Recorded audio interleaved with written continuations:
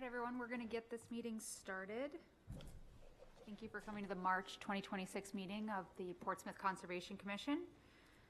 First on the agenda, we have the approval of minutes, which we actually don't have. We'll have in April. So if someone would like to make a motion to postpone the approval to next month. I'll make a motion to postpone the February 11th, 2026 meetings to the March meeting. April meeting. Yeah. Second. Second. All in favor? Who seconded? Wait. I did. We need to do roll call votes then. Yeah, let's do a roll call vote because we do have Oliver and Lynn online, and we'll go one by one. And if you guys could unmute online and just say yay or nay. Okay, so Alice, Yay. this is voting on the approval of minutes. Yay. Barbara, Yes. Brian, Yes. Oliver, Yes. Lynn, Yes. Thanks. and the chair votes yes. All right, moving on to new business, wetland conditional use permit application for 323 Jones Avenue. Is someone here to speak to that application? Awesome. If you want to head over to the microphone and just give us a rundown, introduce yourself and give us a rundown of the project. Pete Evans, rundown of the project is I'm trying to do an ADU with stairs on the south side of the house to accommodate the ADU. So right there, that's going to be the main entry and exit point for the ADU that's proposed. Pretty straightforward. Yeah. Do we have questions from the commissioners?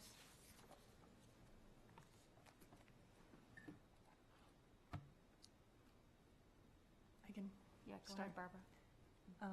I have a couple questions about the stairway and some more details on that, but just to clarify, there wasn't really an opportunity to go kind of behind the garage to the right of the building with this stairway, and I don't know if you could explain. Behind the garage to the right. Yeah, I mean, it's hard because we don't, I'd have to, can I walk up to it?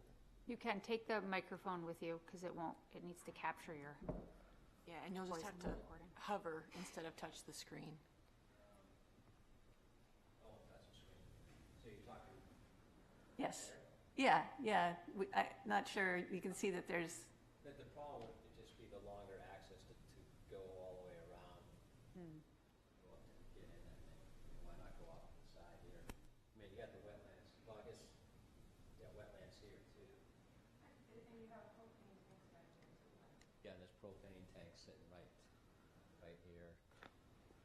So, it's just quicker, easier access, especially when we get snow like we had this year, you got a lot more to clear off for people to get in there.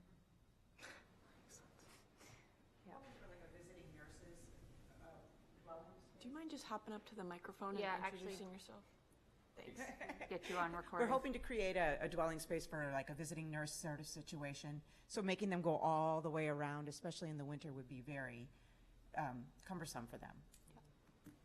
And do you mind mentioning your name just for My me? name is Julie Myers. I am Pete's Your wife. Thank you. Do you have anything planned for what would be like the substrate underneath the stairs? Is it currently grass?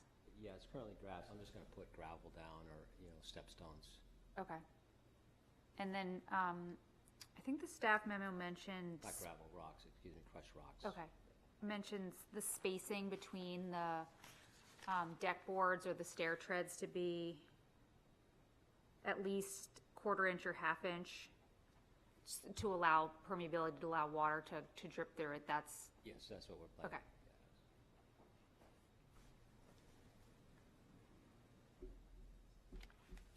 And everything will be to code as far as the stairs go, so. yeah.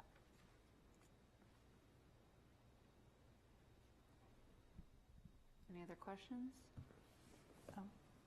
I'll go? Yeah. So you just mentioned there's a wetland to the right of the building, behind the building, the house too? Yeah, if we go back to that. I mean, it's probably not as close. You mean behind the building? This is all, It's hard to see the line. There is a line on that. all wetlands here. I think this is your green, right? Yeah. Yep. It's just hard to see, yeah. Oh, okay. So we have the line on the, yeah, there Yeah. it is on the plan. It's just hard to see. Yeah, yep, okay. Thank you. And then whether or not you guys would consider, I mean, you're going to do crushed stone underneath, if there's an opportunity to do some plantings around that area? I think that was something else that was also in the, Whatever, yes. Yeah, I mean, if you guys want more, I can put whatever you want there, but yeah, there's gonna be some shrubs and stuff around that. shrubs like underneath the stairway, kind of? I'm not sure, I don't think that the underneath the stairway, it would be too shaded for any shrubs to grow, and that side of the house does not get a lot of daylight, and the soil is very poor. So as much as I've tried to put a berm in there and get things to grow there, it's really hard to get anything to grow there. It's a lot of rock. It's not very good soil. So if you were going to do some plantings, you would do them, where would you? If we were going to do any plantings with any hope of anything growing, it would probably be, because this would be the walkway over, if there was potential to put anything here, we would. But we have like a berm here, and like I said, I can't get anything to grow there. So, and anything that does grow there, what is it, the deer eat. yeah. And this is the deer's homeland. Okay, Thank you. thank you. No other questions? Are we ready for a motion? Someone like to make a motion?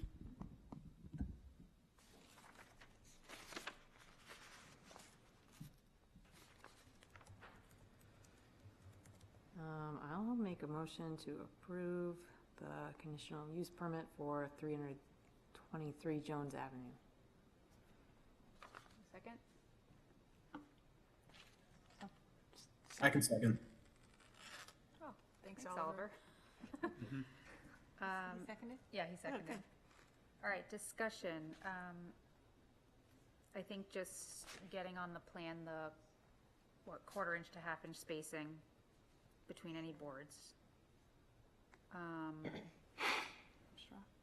Crushed rock below the stairs. And the wetland boundary markers.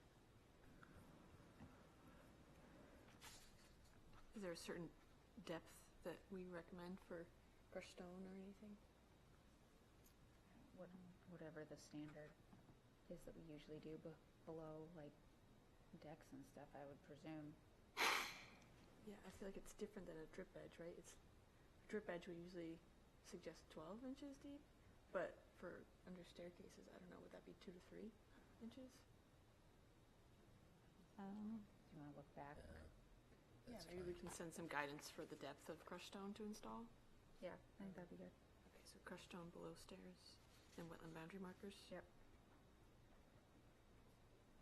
And I think in this case,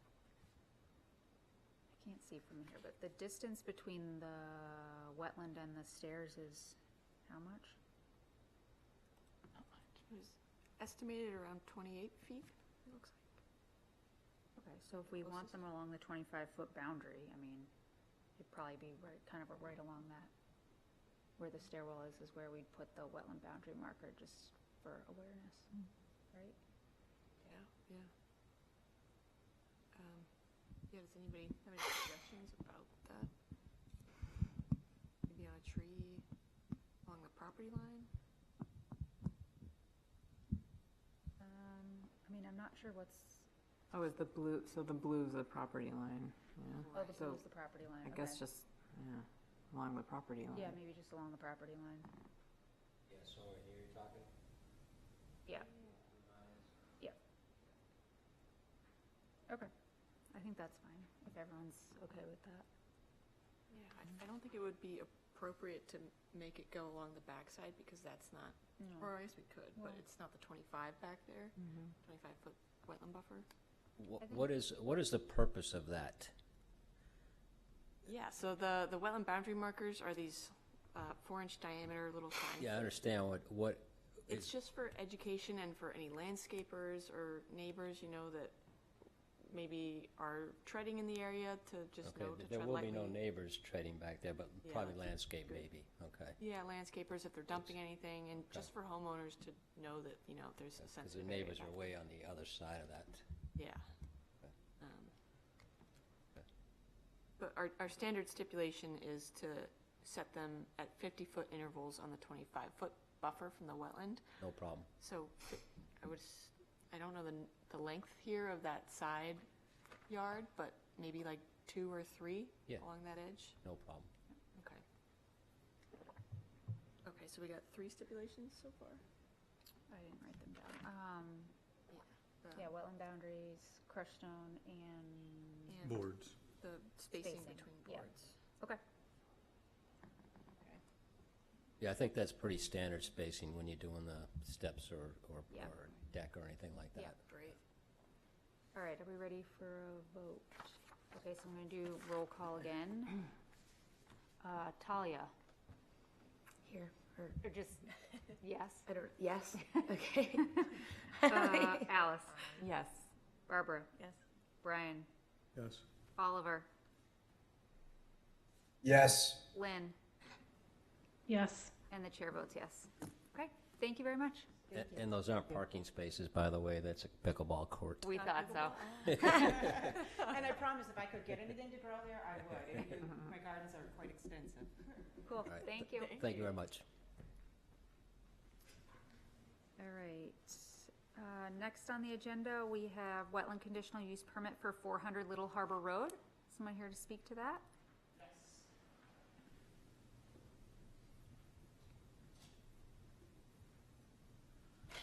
My name is Dylan Summers. I'm with the Society for the Protection of New Hampshire Forests. My job title is Stewardship Project Manager. Great. Could you tell us a little bit about the project? Absolutely. So our intent is to do a trail maintenance project on an existing hiking trail. That trail has been on the property since the Forest Society acquired it. In fact, I saw, as I was there today, I was looking at some historic photographs of the property that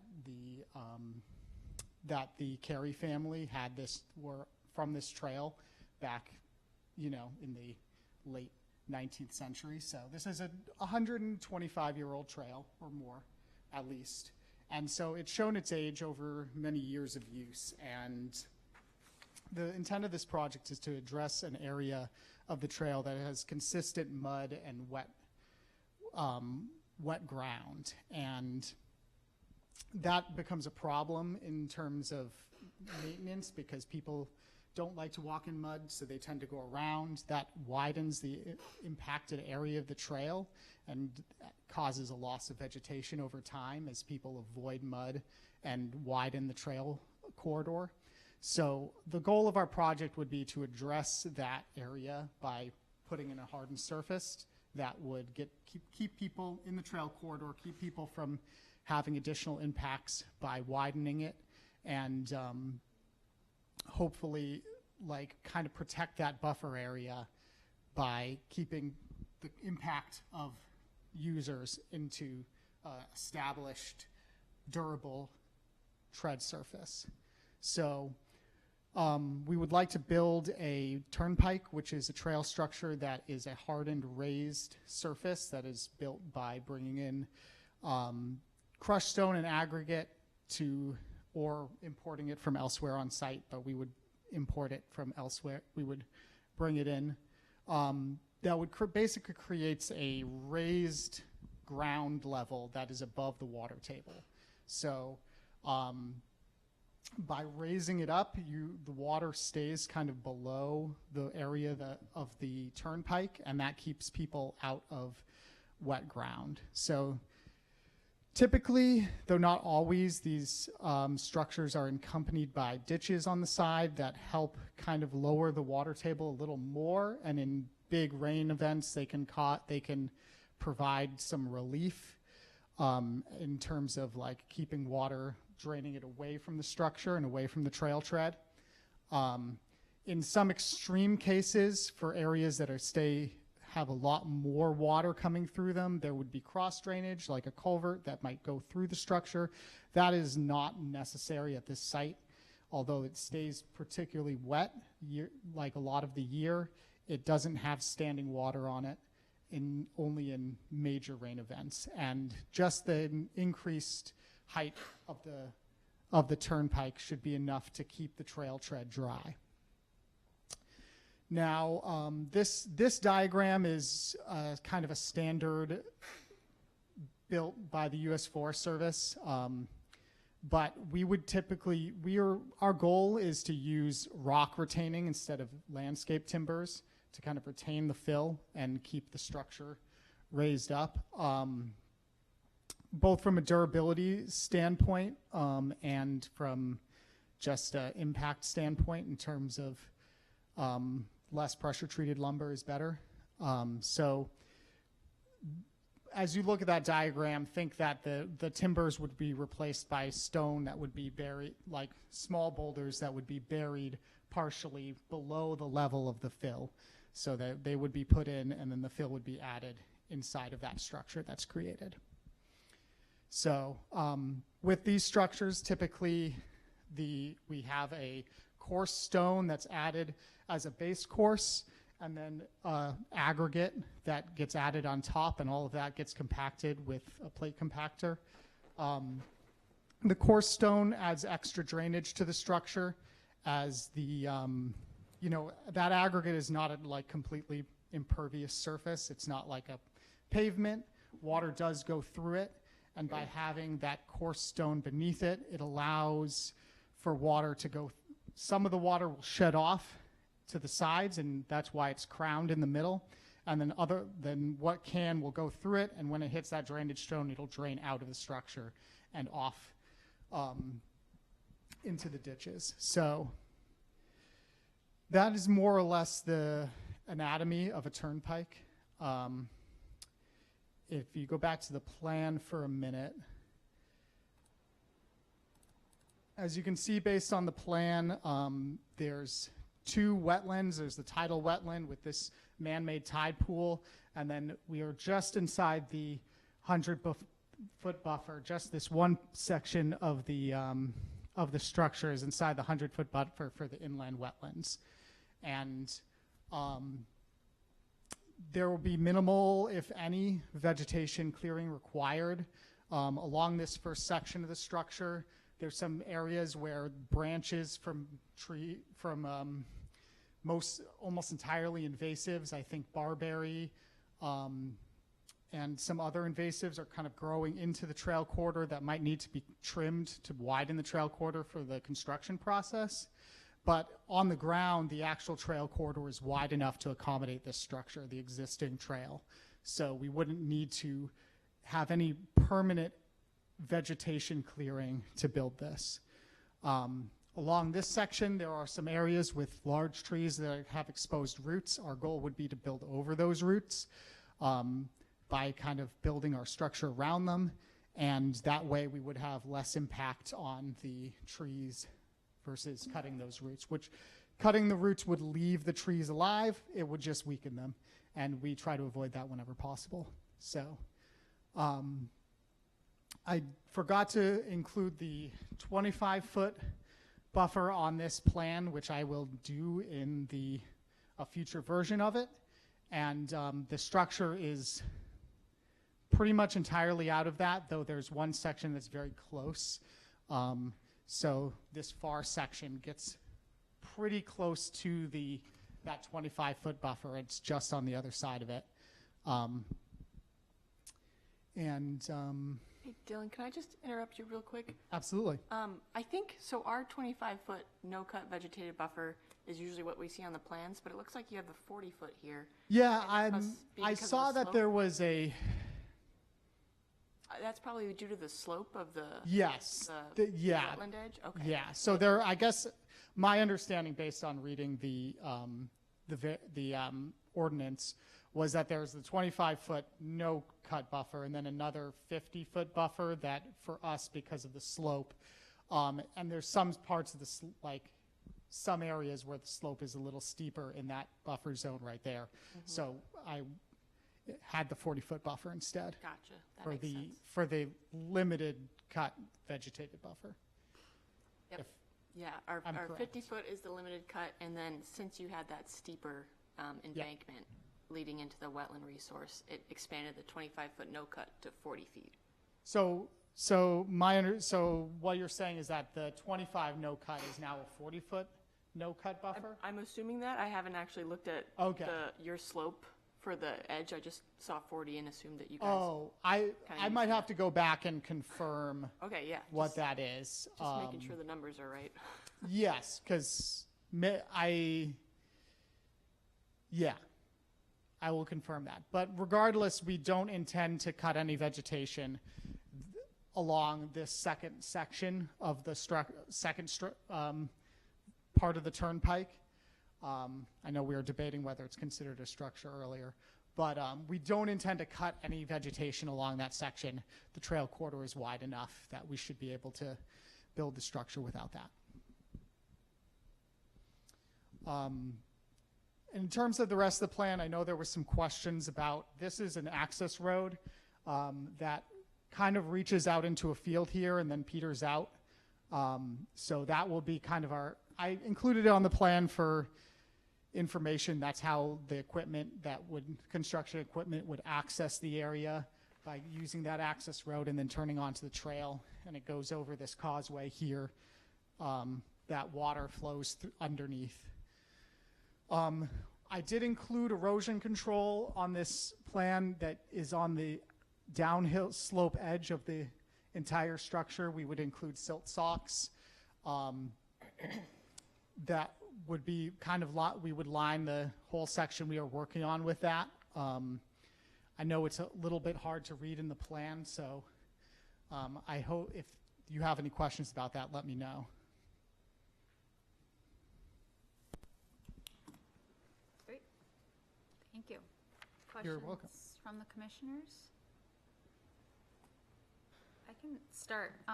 Would you mind telling us a little bit about possibly alternatives that you had looked at for this trail, whether it be like rerouting it or boardwalk? Yeah, absolutely. So a reroute is an option. I think it's one that we leaned away from due to this is a difficult area to build a trail in. I'll put it as a trail builder, and it's very difficult to build a trail that drains water well in flat terrain, because when you build a trail, you need to either take away the top organic layer of soil to get down to solid mineral soil, or that layer is going to go away on its own over time as people use it.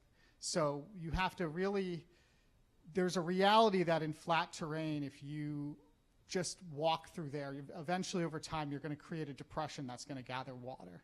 So if we were to rebuild this trail in a different location, it would also involve some amount of using fill as we strip away the organics layer, and then we would rebuild that area with some sort of fill to create a solid, durable surface that also will drain how we want it to. So we're going to have an impact, and we're going to, in that way, whether or not we're relocating the trail or we're leaving it there. Now, the other aspect of that is additional impacts to the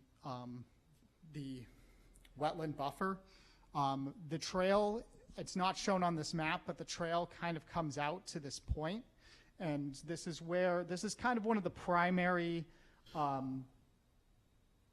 destinations of this trail, which starts over here and goes along the water and then comes out along that point where you get views of Portsmouth Harbor or Little Harbor, and views of Sagamore Creek, Goose Island, and other scenic areas. So coming out to that point is an important goal of the trail in terms of access to scenic resources as what visitors want to see. And visitors will go there whether or not our trail does.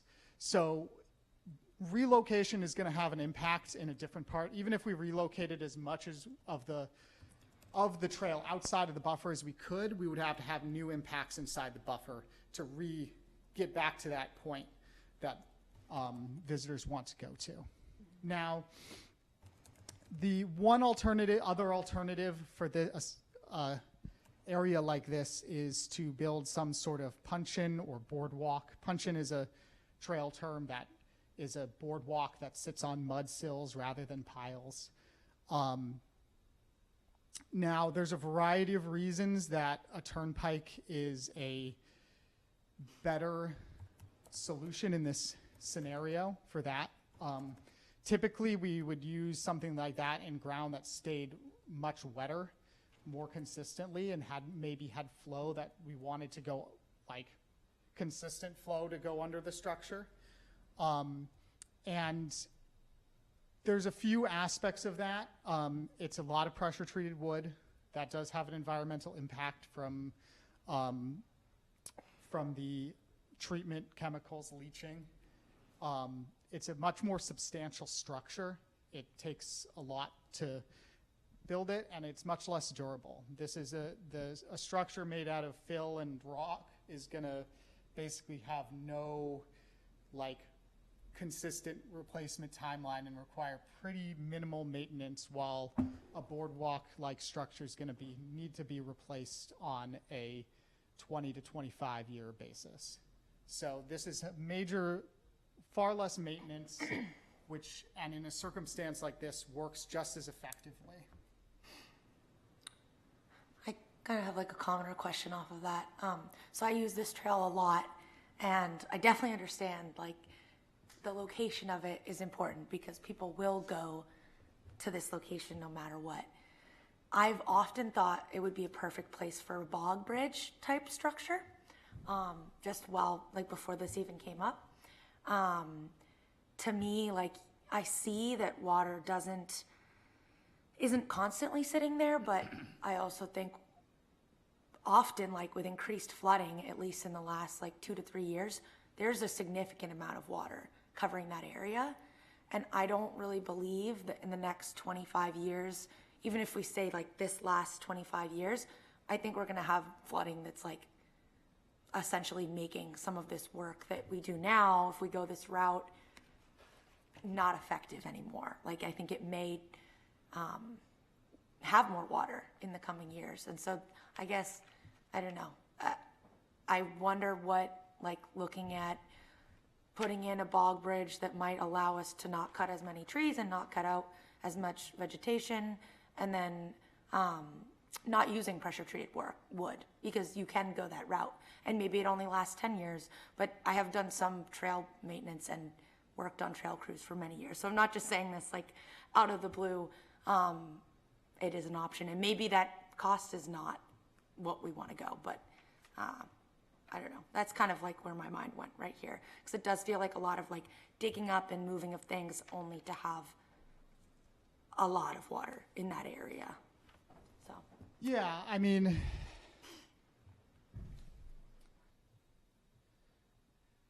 what's the how much are we raising up, I guess, to Talia's point? Like how much? Typically only about 8 inches. So Okay.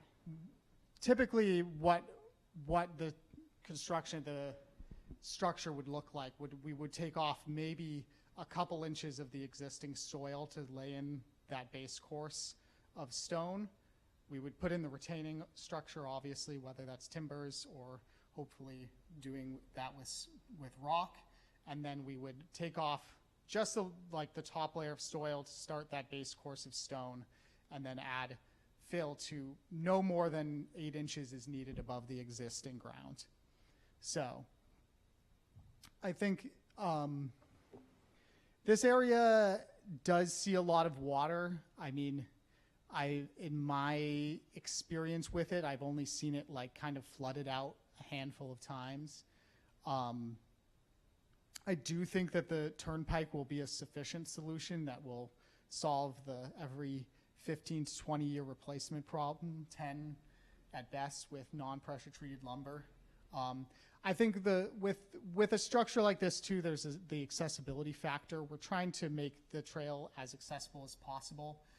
Can a boardwalk be accessible? Yes. A typical bog bridge is not a very accessible structure, because they're typically narrow. The way that the bog bridge is built where the stringer planks are, the walking surface is not good for anything that rolls, whether that's a wheelchair or a stroller, while the raised turnpike surface is pretty accessible. You know, there will be ramps that lead up onto it, and it can be navigated by pretty much anybody. So there's the accessibility consideration is a factor. I'm not going to claim that you couldn't make something accessible, but there's a lot more to go into that as well, in a much more substantial structure. Go ahead, Barbara. Now that you're talking about accessibility, I was just thinking, I mean, I've spent many years for a long time out there. The rest of the trail is not very accessible. No. So it's sort of like, where are we going with this? You know, even either side of what you're talking about putting in with the turnpike isn't very accessible at this point without a fair amount of work. I mean, Absolutely. We are not our intent here is not to install a accessible trail that meets all of the standards of an all-persons trail that is completely wheelchair accessible. That being said, accessibility, I think, is always an important factor because people have a range of different ability levels. And while some people might not be able to use a trail unless it's a completely, you know, solid aggregate surfaced, all the grades are perfect, like, there are other people who might be able to get to this point on the trail, and then this is a thing that makes things a lot more difficult for them. So even when we're not trying to like meet the highest levels of accessible standards, we try to make sure we're thinking about accessibility as we go through that process.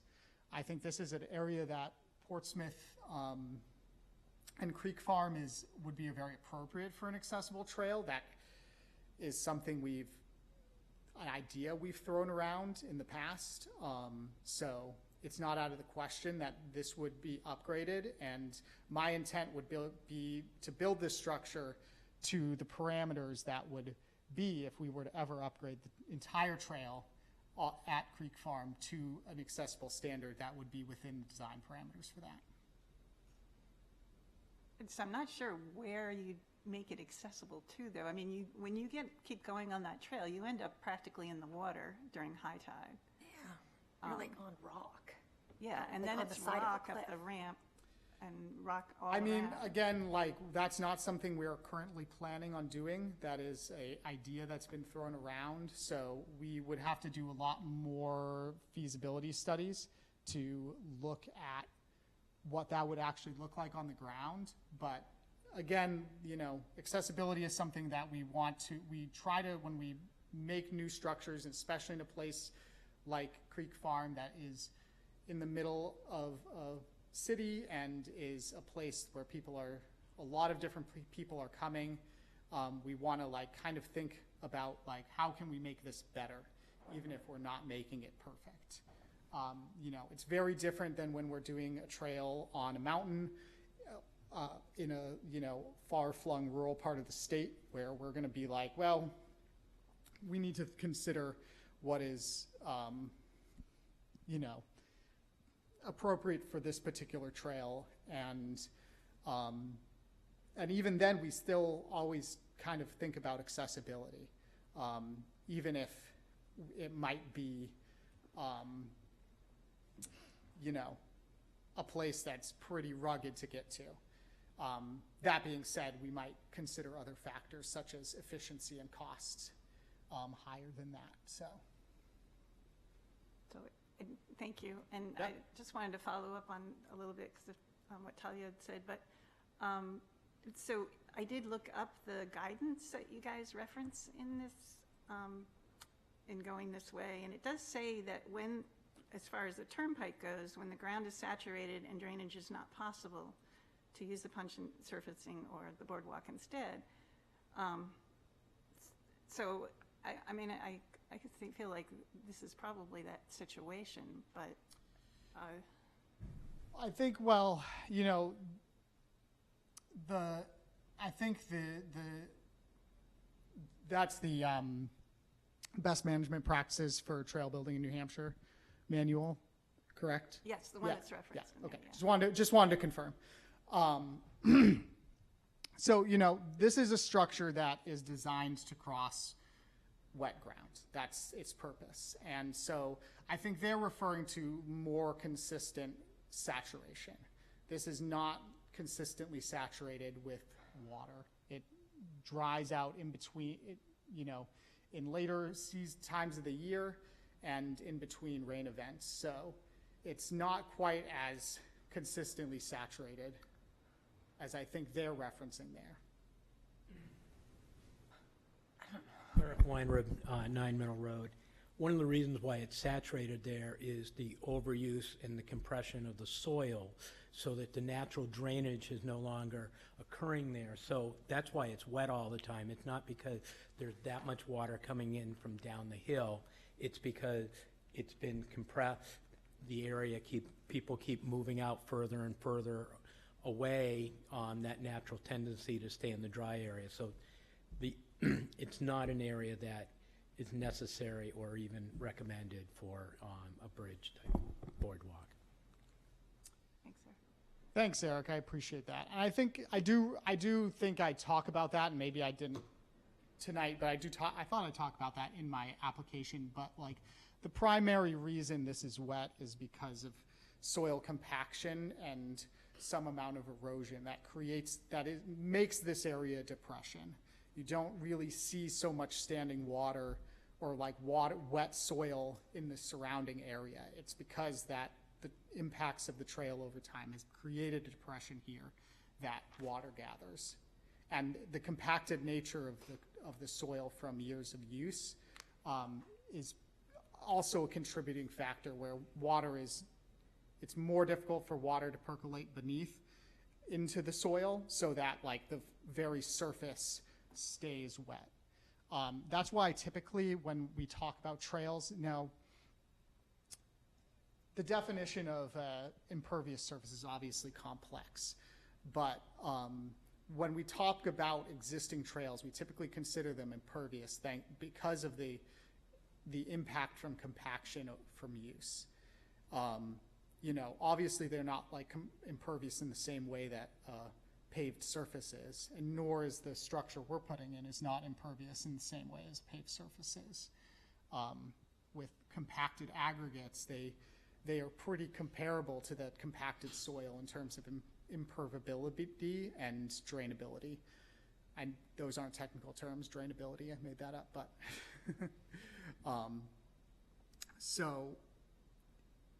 there's already a drainage problem here from compaction. The structure we're putting in would help with that problem by both shutting off of the trail surface that people walk on, protecting the sides of the trail from trail widening from people walking around the muddy areas, and then providing drainage, disturbing that soil underneath by basically, as we install this structure and put in the ditches, we would disturb that compacted layer of soil so that we would restore more of the natural drainage to this section of soil. Thank you. I have a couple of questions. I'm just wondering, like, how was the extent and the location of this structure determined? Like, there's this like funny little gap, and I'm just wondering why. Absolutely. So the 2-foot contours don't really do justice the microtopography that comes into play here when we're planning a trail project like this.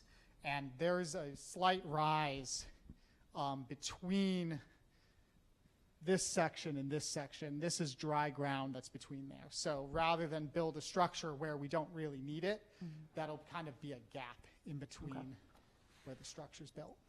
And then my other question just had to do with, like, what does the ongoing maintenance of this gravel surface look like?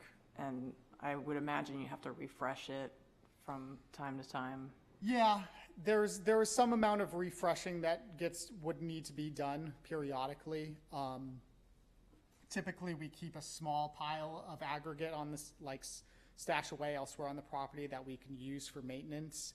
But the compacted surface is pretty durable, especially compared to the native soils.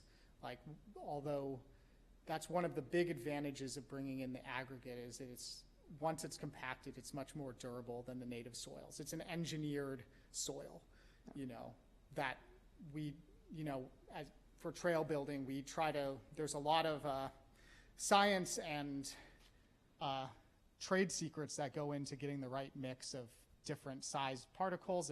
So the aggregate's typically crushed stone that has a range of particles down to stone dust, which acts as a binder, larger pieces, which give it structure. And so there's a lot that goes into finding the best aggregate. So it's a pretty durable surface.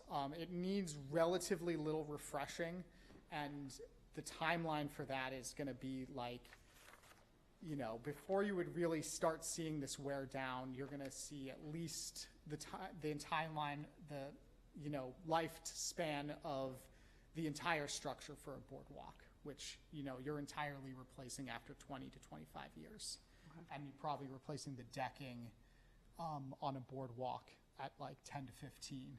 And if you're not using pressure treated lumber, especially if you're not using a rot resistant wood, then you're seeing 7 to 10 years max. So you're going to need some maintenance in that time period, but far from a completely replacing the structure. Thanks. To piggyback on Alice's question, what about the maintenance of the side ditches? Are they going to have to be, dug out every once in a while? Absolutely. Now, the side ditches, I will be clear that I don't, this diagram shows side ditches along the entire length.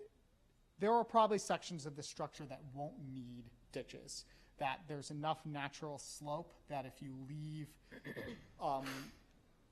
leave the natural topography for you, it would be fine.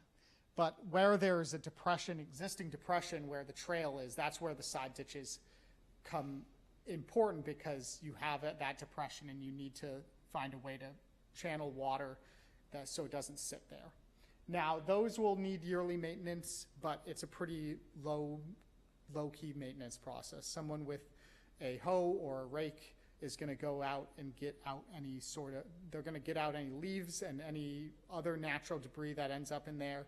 And then if necessary, they're going to use a tool to redig. If it's sediments that have filled it in, they will redig it.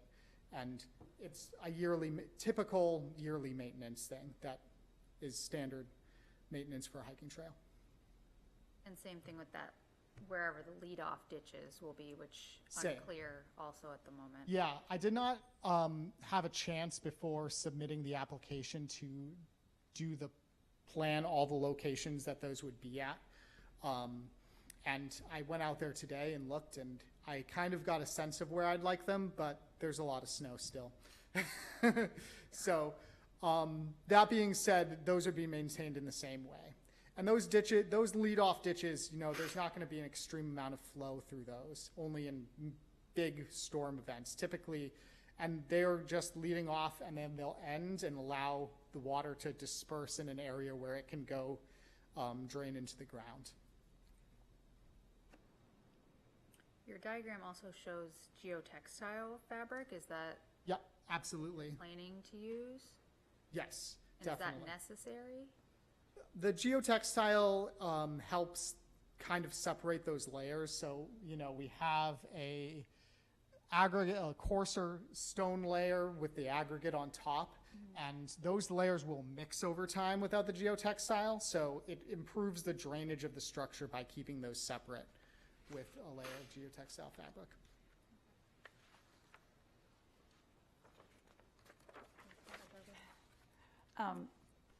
So I have a couple of questions. I mean, I think I've seen this as kind of a work session, I guess. Yeah, So absolutely. I don't know if we need to vote on that now, or should we just do it at the end? We'll do it at the end. Maybe do it at the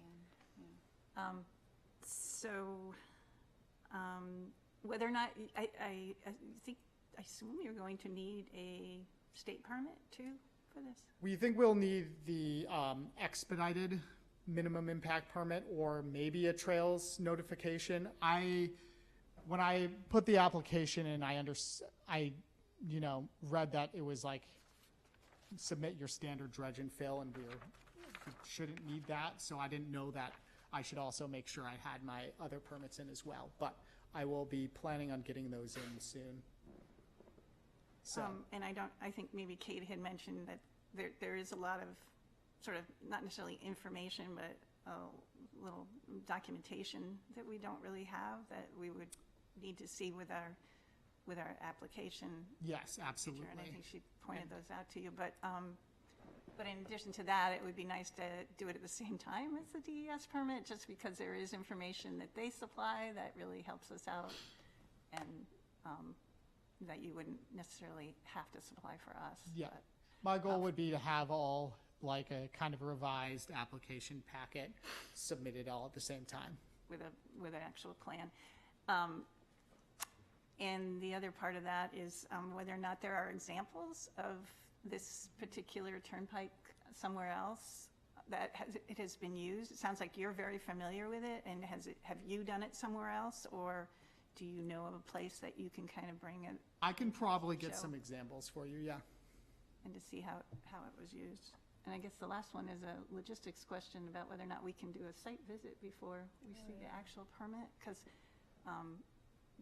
just so everybody can see that area and get more of an Absolutely. idea of some of the questions that were asked about, where it's going to be and where it's not going to be, and then the details about where you are going to ditch and things like that.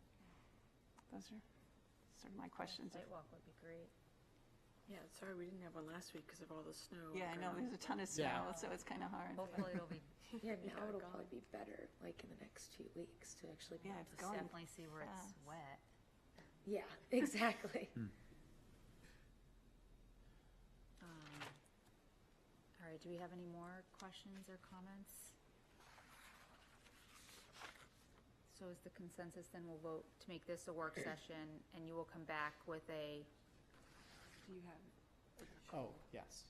Q&A for, we could either postpone or keep going? I think we probably should make it a work session and keep The going. markers. Because we've already kind of had a discussion. so vote to do what? Do we have any other input or? Oh, do we have any other input? Feedback? Or I- feedback? But yeah, I mean, I think the maintenance questions too, if that could be in the plans, Yeah. a maintenance plan, and if you're going to stockpile, where you would stockpile things. and, Absolutely, yeah. details I can on that. include that information. Um, I did want to ask about the wetland markers.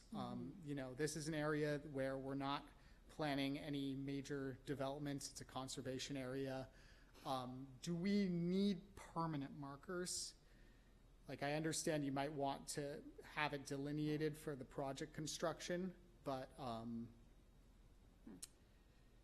it just, it's what, I don't know what the markers look like. I'm not familiar with the markers you use, but it'll be probably likely visible from the trail. So it's going to have an impact on user experience. And I'm just curious I don't know what the markers look like, so entirely. I guess, they're little, but I guess our question for you is like, what is your signage and educational piece about? Is there something like at the beginning of the trail about what they're entering into? Because it's for education and for people to know, what they're near. That's not something we have at the moment. It is theoretically something we could do where we talk about, the wetland resources on the property. But I think, it's a area where it's pretty obvious you're near, you can see the water from the trail. So people are certainly going to know that they're near a wetland and they're in a wetland buffer just by the nature of where they're walking. If it's something that you want to educate people on the protective measures that the city takes, I can think about what we could do in that regard, whether it's something on our kiosk or something of that nature, or these markers, but yeah.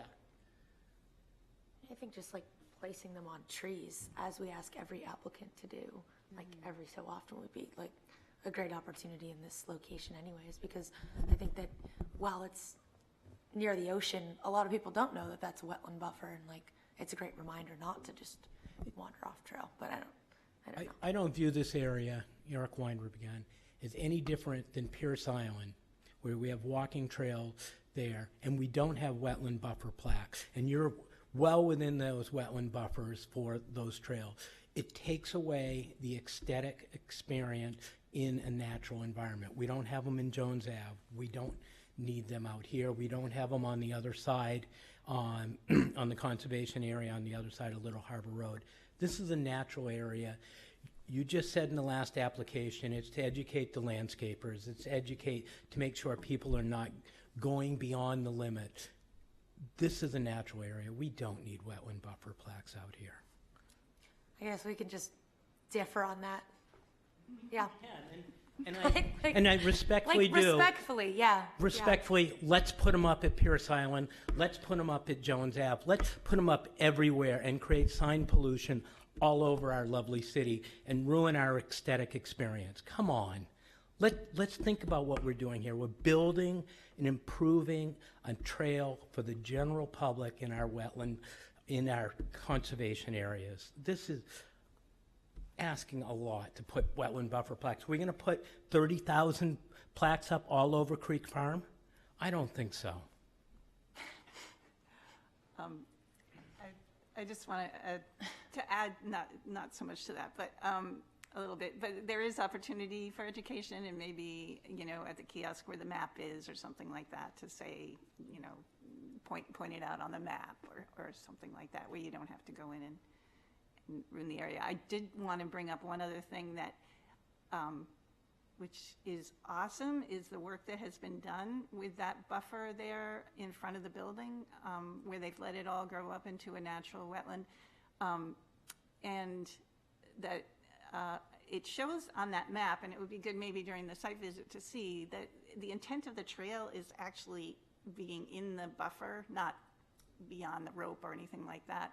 And to even move that trail back a little bit would be awesome. You know, if you guys are doing this trail work and you're thinking, okay, we want to make it more obvious where this trail goes along that vegetated area that's been sort of restored, really. You're talking about the area directly in front behind the Cary Cottage, correct? Yeah, and that, I remember when they were doing work out there, we had a conversation about them letting that grow up, and they did, and it's awesome how well it's come back. I mean, there's a few invasives coming in there, but other than that, it looks really good, and moving back a little bit more from that on the intended trail, because it's not obvious when you walk down there where the trail is in front of that. It's a little bit of that as it stands, it's a little bit of a no man's land where it's kind of just the lawn and people walk along the lawn.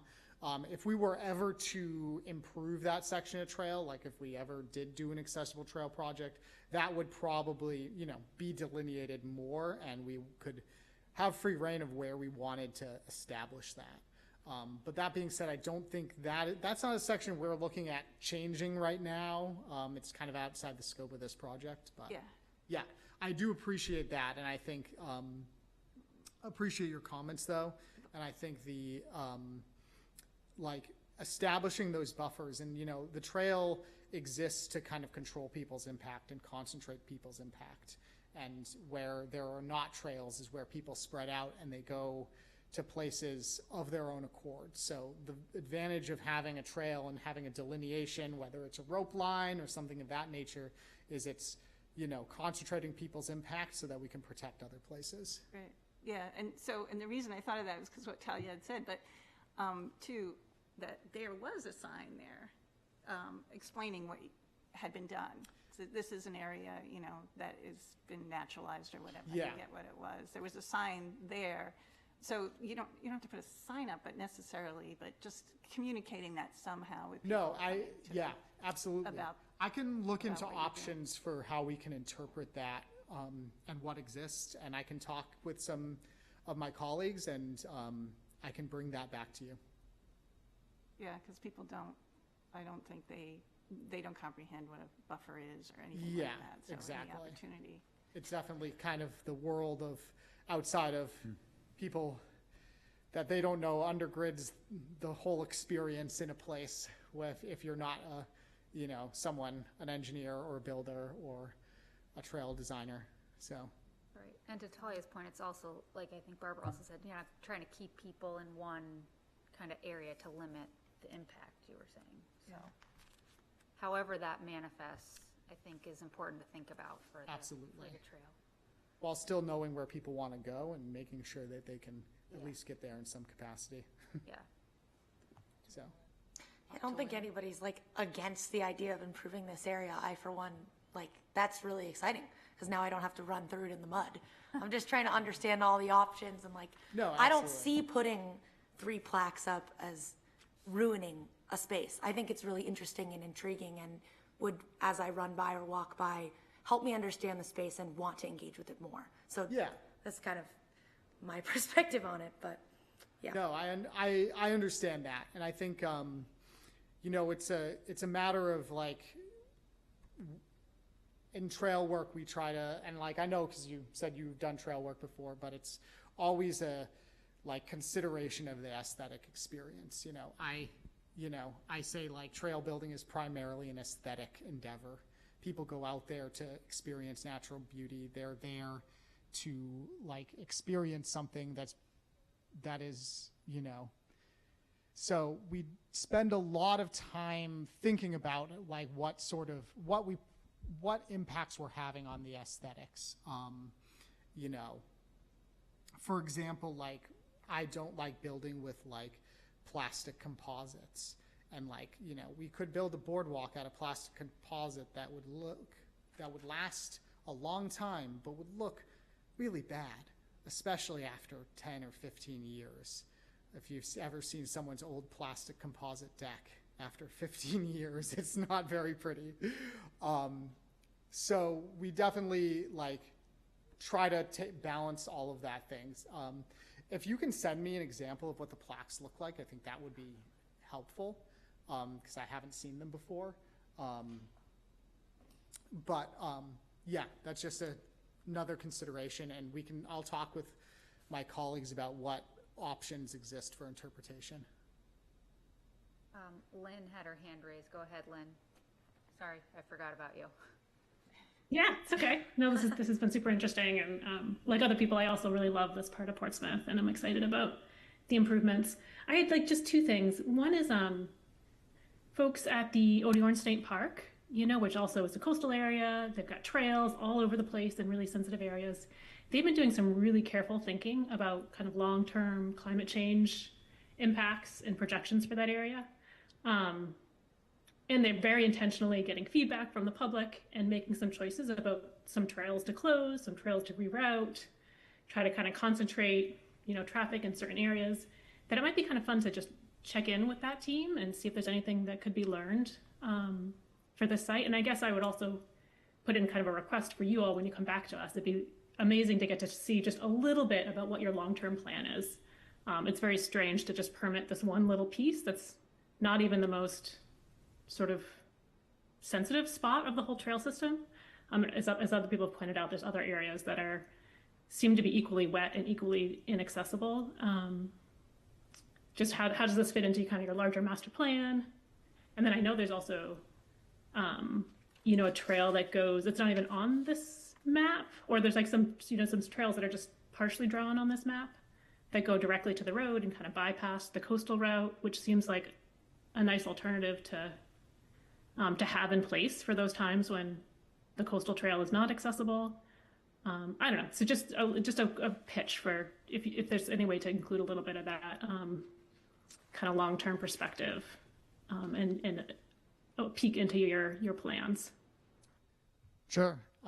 Yeah, thank you for that feedback. I think the long-term plan is always evolving in response to a lot of different factors. So I can't say that I can give you like a good soundbite tonight, but I will definitely consider that and come back with that. That'd be appreciated. Thank you. Thanks, Lynn, for your question and feedback. That was really good.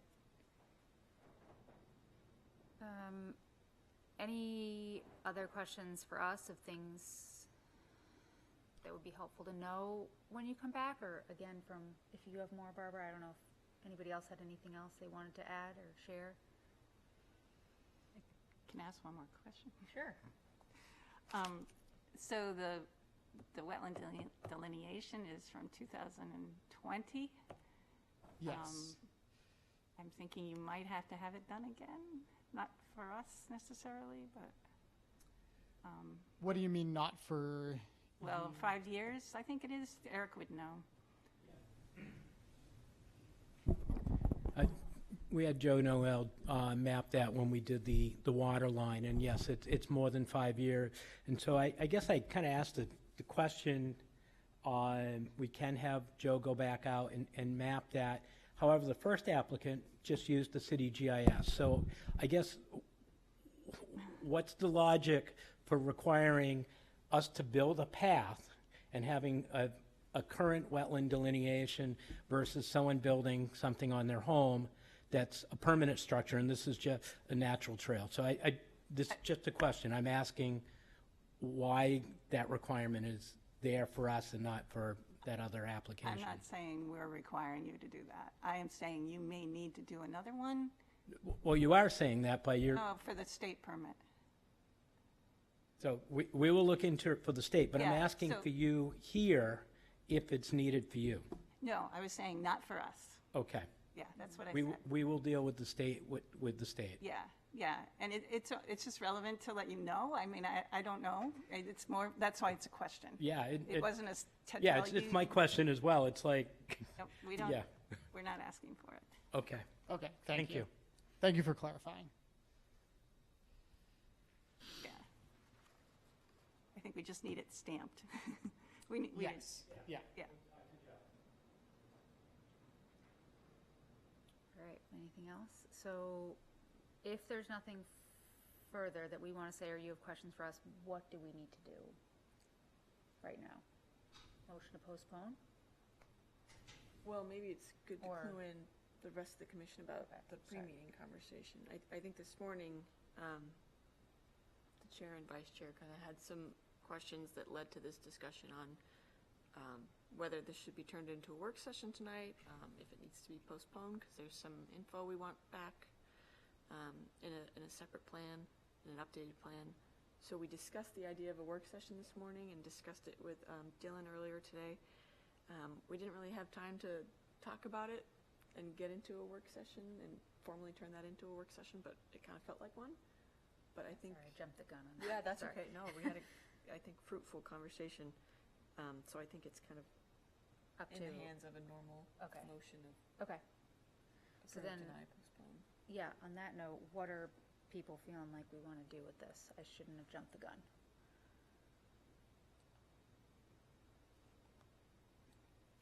Those online too can share their thoughts. I got a lot of my questions answered, which I didn't know I was going to coming in. I do kind of like where Lynn was heading with kind of getting maybe a little more feedback about, you know, your master plan, but you kind of talked about that a little bit. I know you're going to have to come back for the DES permit anyway. I don't know. I'm not totally sure where I want to go with this one. If they're coming back anyway, I don't know.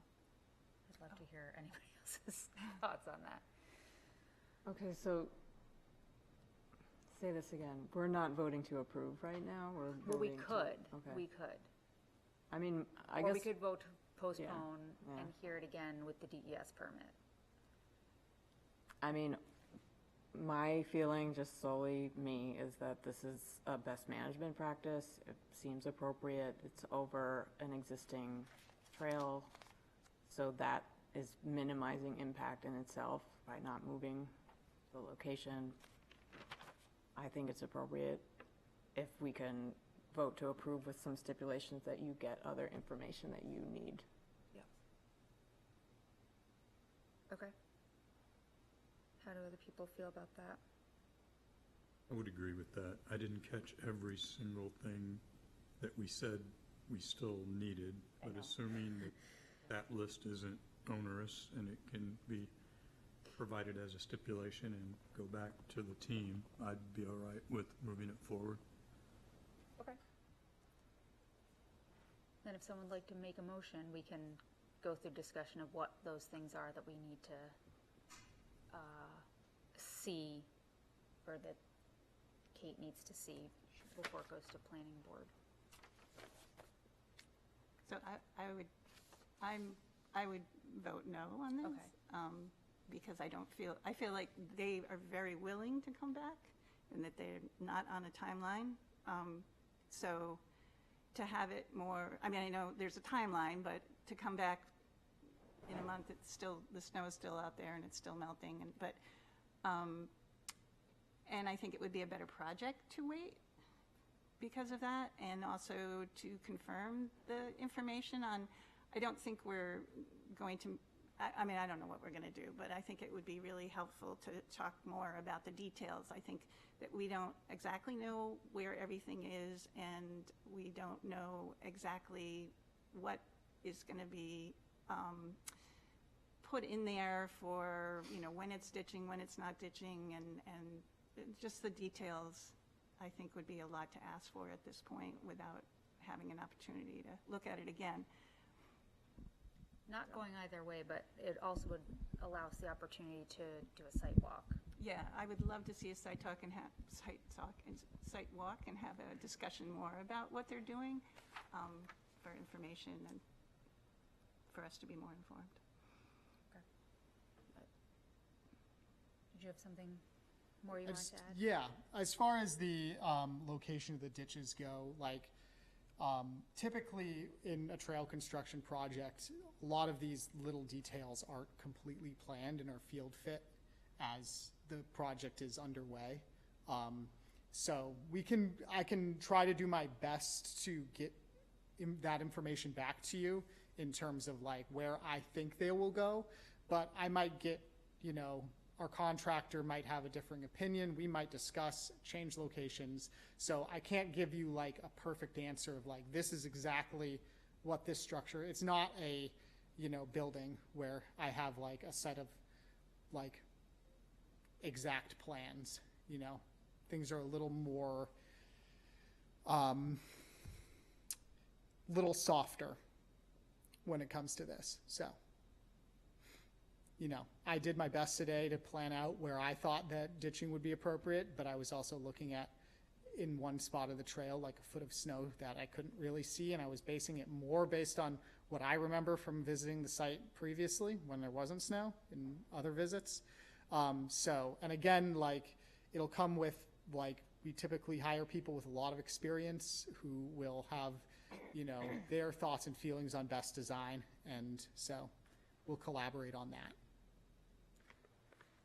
If it really is something that you want to know exactly where those are going to be, I can, you know, it will probably take me some time coming back when there's no snow and visiting the site with a contractor who I can bounce ideas off of to put things in perfectly. But yeah, and I don't think we would be realistic about what the expectations are on our end. It just feels it's a little sort of iffy at this point, you know, a little more iffy than we would normally have. It doesn't seem. Can you, if you're going to speak, you know this. Like Dylan said, we're not building a road. We're building a trail, and it's not doing this micro contour. If he puts in 3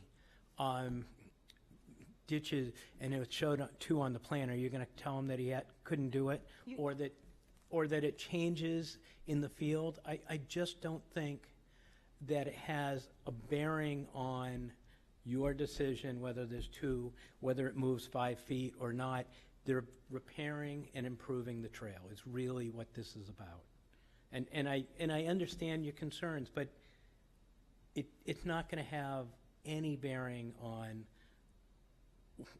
how it looks at the end on where those are if you're deciding that sitting in this room. I think the hardest part about this for me is like, this is actually a public use that like I'm going to use like once or twice a week. So I think it's awesome. But like a lot of people, this isn't just a homeowner. Like, we want to know about it. We're curious about it. So I don't think this is like a fight and saying like, oh, we want to control your ditches. It's like, we're curious about it and we want to give it as much time as we would any other project because it's such a good opportunity to create an awesome space that everyone can use better. So I don't think it's like we're trying to nitpick the trail. It's like genuine curiosity about what is best and like what would be most aesthetic. Like, one of the reasons the Bog Bridge came up in my mind is because I think it's much more aesthetic and way more fun. And if it's going to really pose a threat to accessibility, then we shouldn't do it. But also thinking about the trail as not very accessible anyways, I don't know. So that's all. It's just real curiosity from my perspective. So thank you. I don't think I have anything else to say about it. I think it would be awesome if this could be a work session so we could go look at the trail.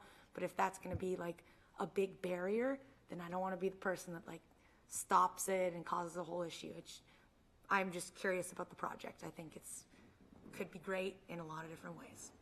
So I think, as far as showing those things on the plan, you're not really, I think a site visit is a much more appropriate venue for that because then we can like see topography and those small things that affect where we plan the location of something like a ditch there on the ground versus a line on a plan with I can't get 2-inch topo lines.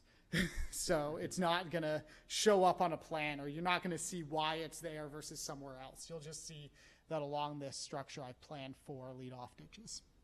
So, I don't like. I'm happy to as I make changes to this plan, which I intend to do. I will include those, but a site visit is a different opportunity to see what that looks like. So. Thank you. I would like to do a site visit, and that would ultimately mean postponing and hearing it again with the DES permit. Likely not as long of conversation because we've talked about a lot of stuff here, so it'll be much more succinct and just the changes that you made and maybe some other things you consulted. That's my feeling. Sounds right. A site visit would certainly be good. I Especially think it would be particularly helpful for this project. Yeah, especially if you said it's hard, nailing down on a plan, like you need to be in the field, and we would like to see it and see yeah. Yeah, sounds like they're amenable to doing that, so. All right. Would someone like to make a motion? essentially the motion would be to postpone, that's all, really, just to postpone to next meeting. Yes. Anything else? Or whatever other motion you Whatever wanted you to want. make. But yeah, if that's If the you motion you want to make, which you have other people who are in support of that, not everyone might be in support of that, but if you can make that motion. I feel, I don't know.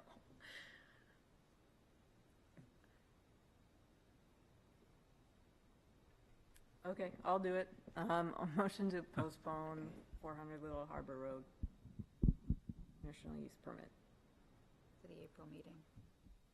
for the April meeting, or whenever they want to come back. If it's with the state permit, that's also fine.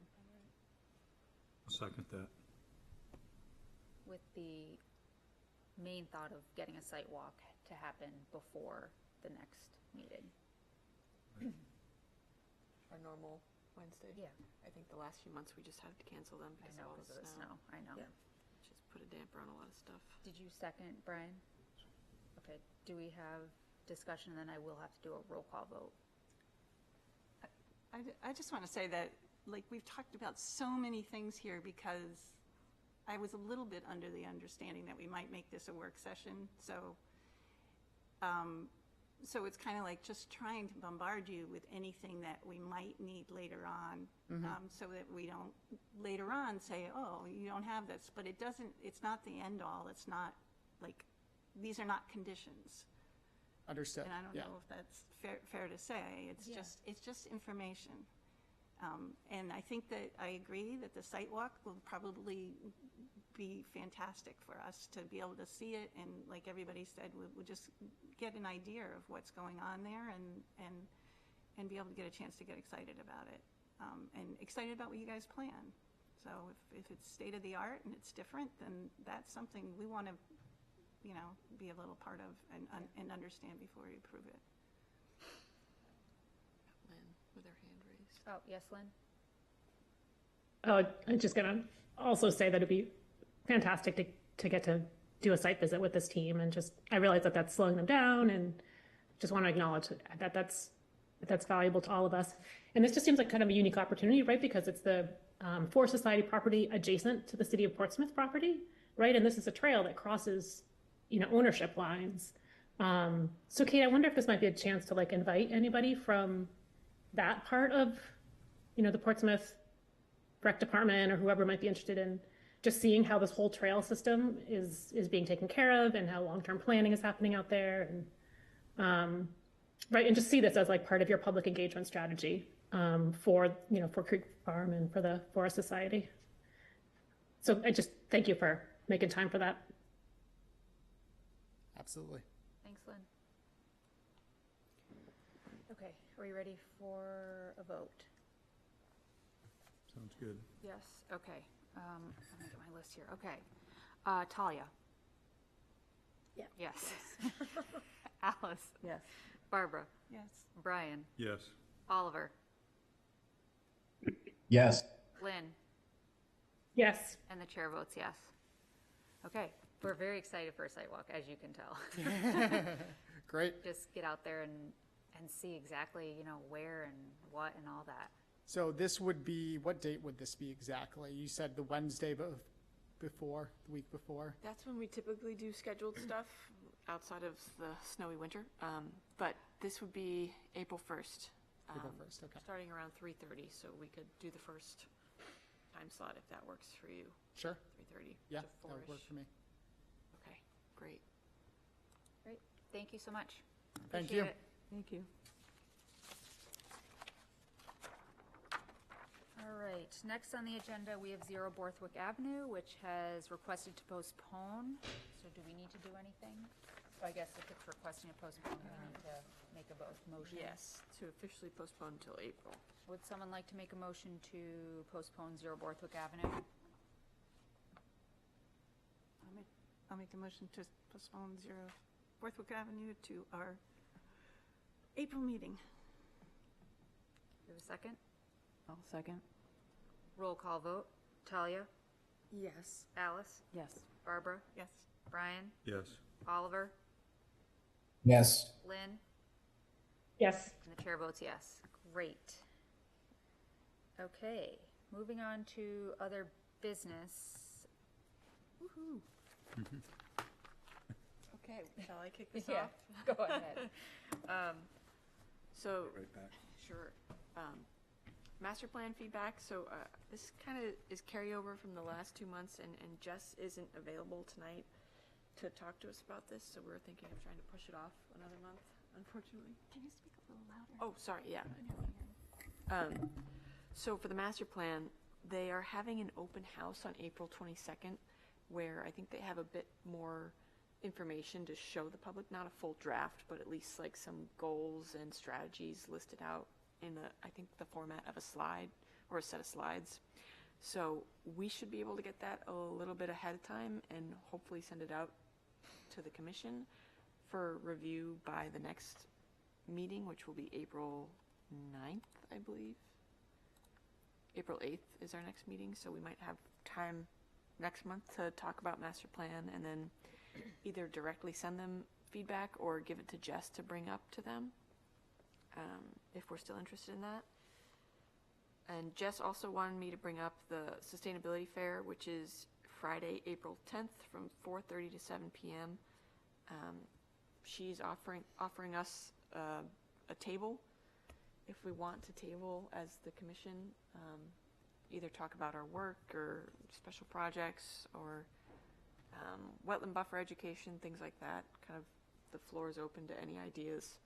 But if anyone is interested, she needs to know, I think, fairly soon And we would need someone to volunteer or a set of volunteers to do that tabling. I will not be here Oh, convenient. that day or week. So I'm no help. Sorry. Okay. Any other interests?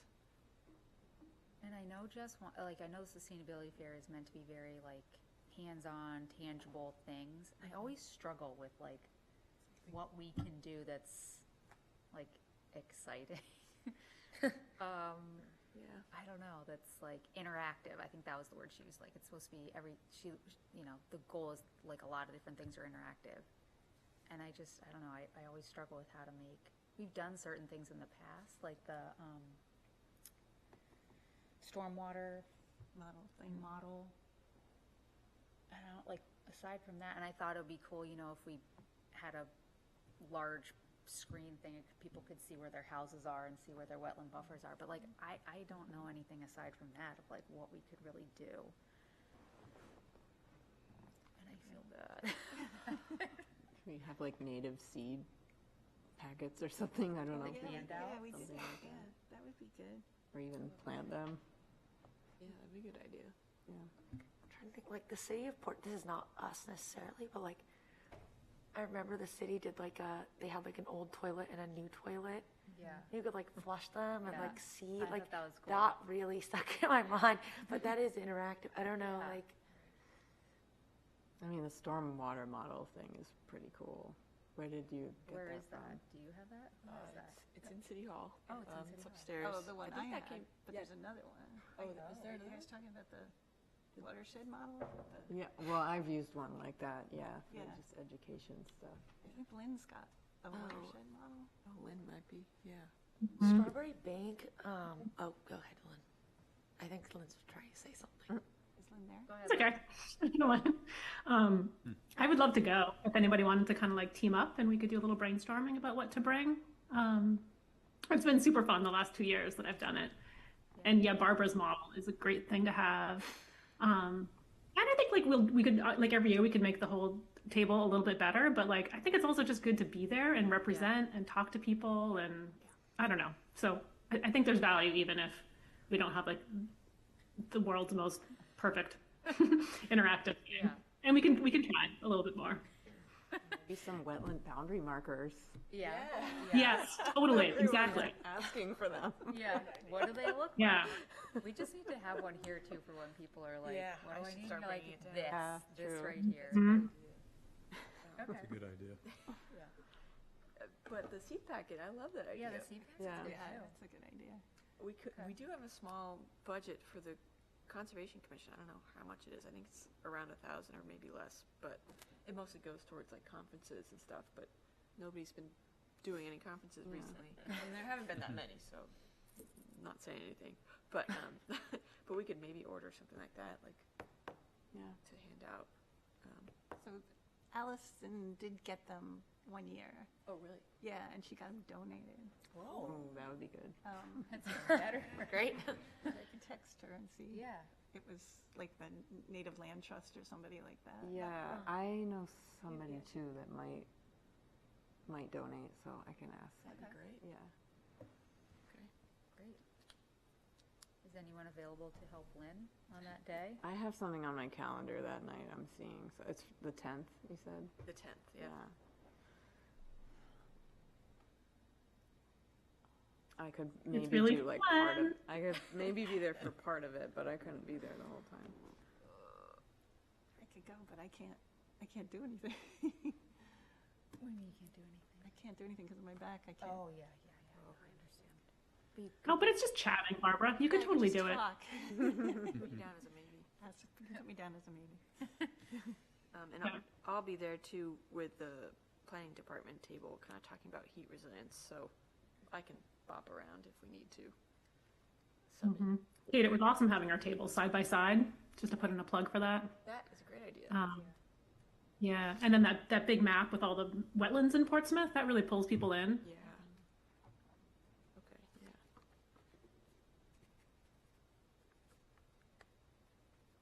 We do have like a great big 3D model of a watershed and like showing water flow. Barbara, you've probably seen those before. I don't know. I can pull it out, and I'm like a little bit on the fence of whether or not it's worth it. But it's like it's meant to sort of teach about what stormwater is. Yeah, it sounds helpful. It's like the Enviroscape. Yeah. Yeah, exactly. Yeah, it's on the older side. You know, it's looks a little dusty to me, but we could clean it up. Okay. Well, that sounds like some good ideas. Okay, yeah, we got commitment at least, so we'll be there, and we will have a couple different things to bring. Okay, the next thing that's not listed under here, I forgot to put it on, but I wanted to tell everybody that we have an intern. I'm not sure if I already mentioned this.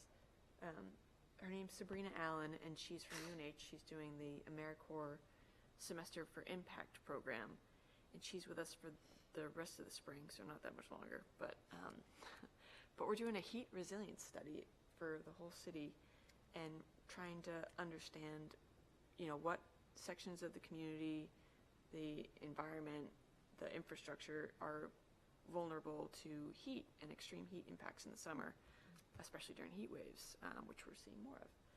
And so we've been doing a lot of surveying and talking to different community groups and nonprofits, asking them about their populations and kind of what they already do in terms of heat waves and providing cooling centers and you know, assets to people during high heat, and also what they don't have, what gaps there are that maybe the city could fill in with funding, infrastructure, policy changes, things like that.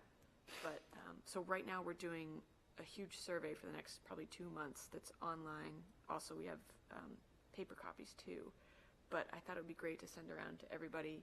It's meant to be for residents to fill out and kind of describe how you feel impacted by heat, if you are, if not, how your neighbors might be impacted by heat and what you have seen in past heat waves, just to kind of get an understanding of past experiences, what you have thought about in terms of what you could use more of in the summer, and what, you know, we already have in place that you use, things like that, like air conditioning, cool spaces, access to the pool, extended hours, things like that.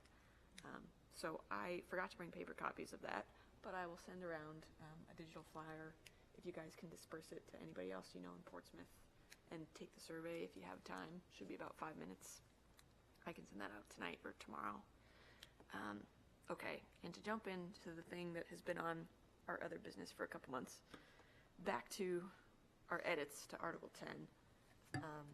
And Oliver and Lynn, feel free to chime in whenever, but I wanted to start this hopefully final conversation on the edits today with kind of a brief rundown again of the importance of the criteria for approval.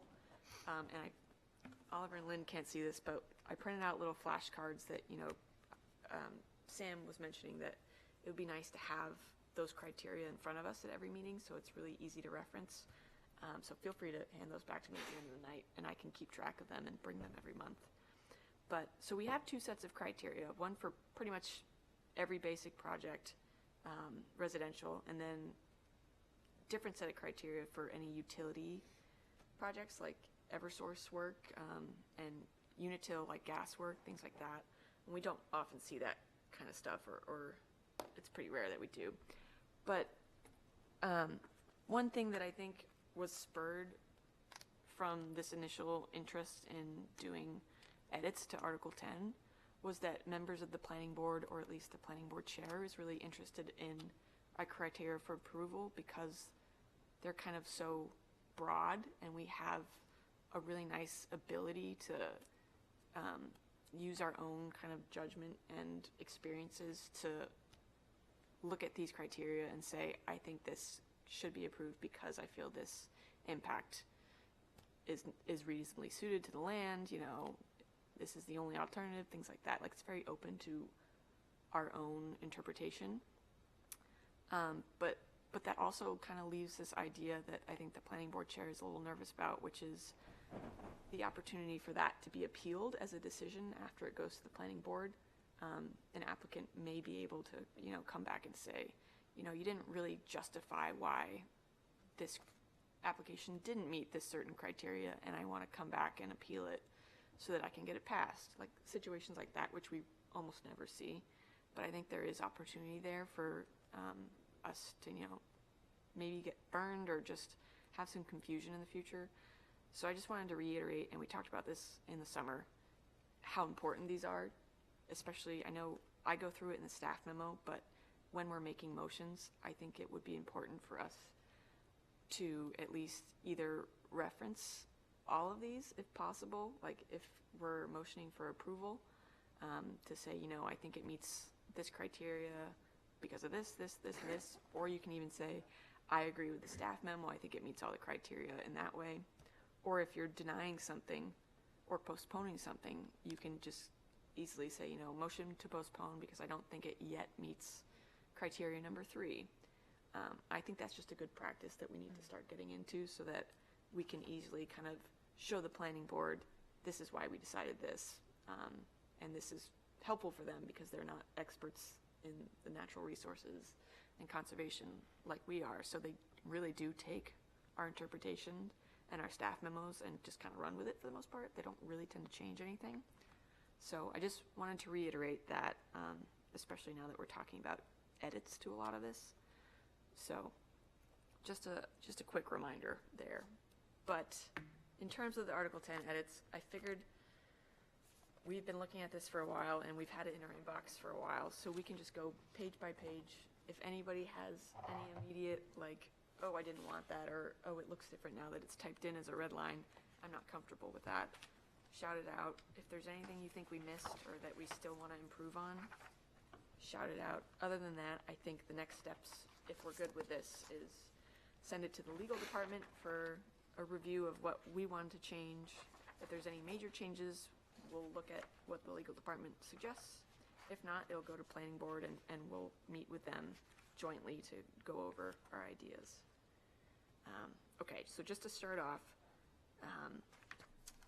we are adding another section to the purpose statement on the first page, which is to assist in protecting and improving the future of Portsmouth's resiliency with regard to climate change impacts and maintaining carbon neutrality. I think everybody was pretty happy about including climate impacts and resiliency. I like that, but then we don't really have anything to back it up in the rest of the ordinance. But maybe this is a good starting point, and then slowly we will put more stuff in the ordinance that Yeah, I mean, talks about that more. Yeah, it's hard to put that kind of stuff I know. in the criteria or the application requirements because it doesn't. I know. But I don't know. I think. I still like it's there because then people think about it. Right, and they can reference, why a wetland is important in terms of resiliency and climate change impacts and carbon neutrality and being carbon sinks. Yeah.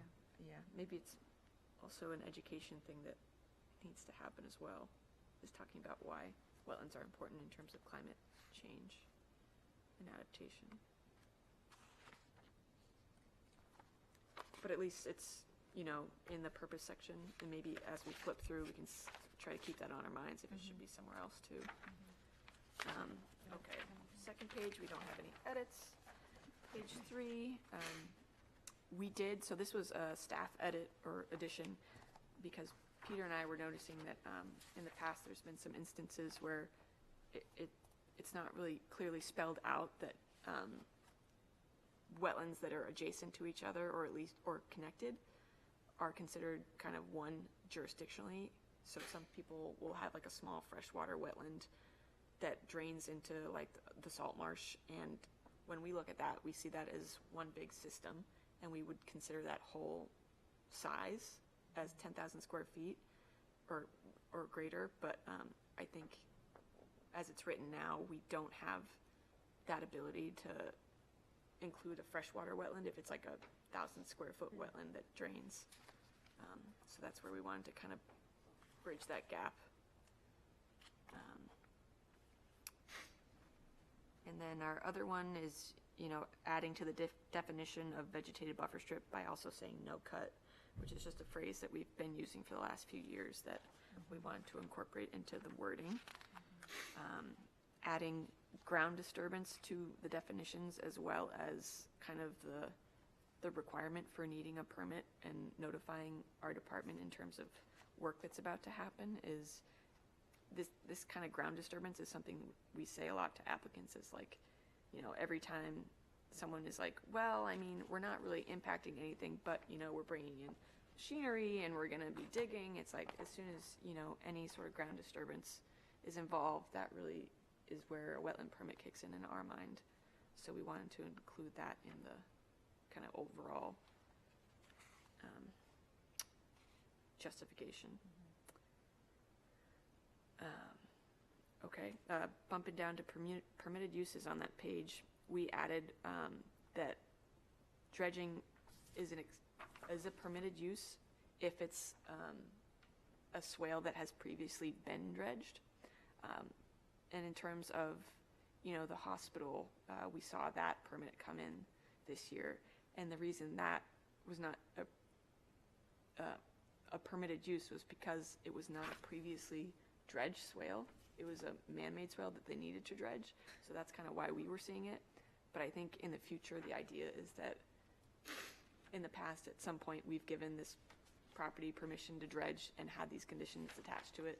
So we hope that in the future, they just do it as part of normal maintenance and don't have to come back to us and go through the whole process again. Can I ask a question about number 2, just real quickly on that, the public rights of way and sidewalks? Kind of made me think of it today. So that's a permitted use, just improvements to existing rights of way?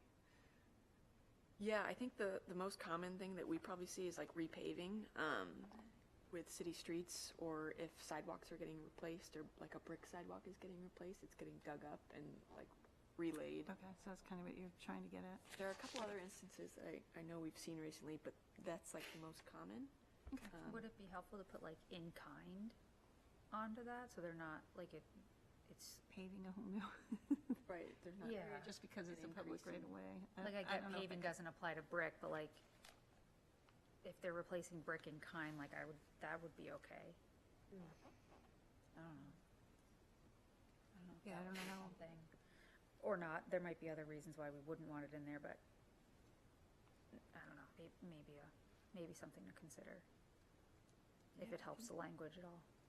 Because improvements does kind of sound vague and could be broad and could be expanded. Like, well, we're improving it to now make it wider because wider is better for some reason. I don't know. And like, that we would want to see. But if they're maintaining their same in-kind space, like that would be fine. So maybe just adding that terminology would solve that problem. I don't know. Yeah, and I think in-kind is kind of broad enough where we don't have a definition of in-kind, so it would be up to us to kind of decide. And it's a term we use a lot, so. That's true. Yeah. Okay, that is a new addition. Lynn and Oliver, do you guys have any opinions on this? This is section 10.1016.10 and then number 2. So adding the words in kind to the end of that sentence.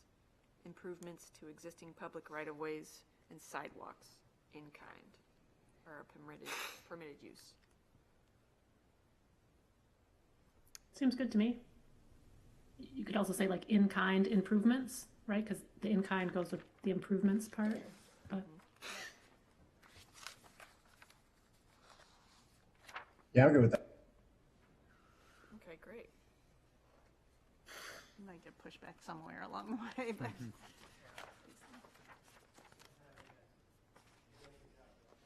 Bye, Peter. Hopefully. Okay.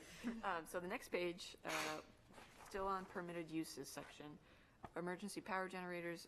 In that section, number 6, we changed the wording for no-cut vegetated buffer, and we also increased the allowance for a mounting pad size because we were seeing that people who buy generators for their home, especially from Generac, they're getting these prefabbed mounting pads that are like 11.5 square feet. So we wanted to make sure that they don't have to come in every time for that.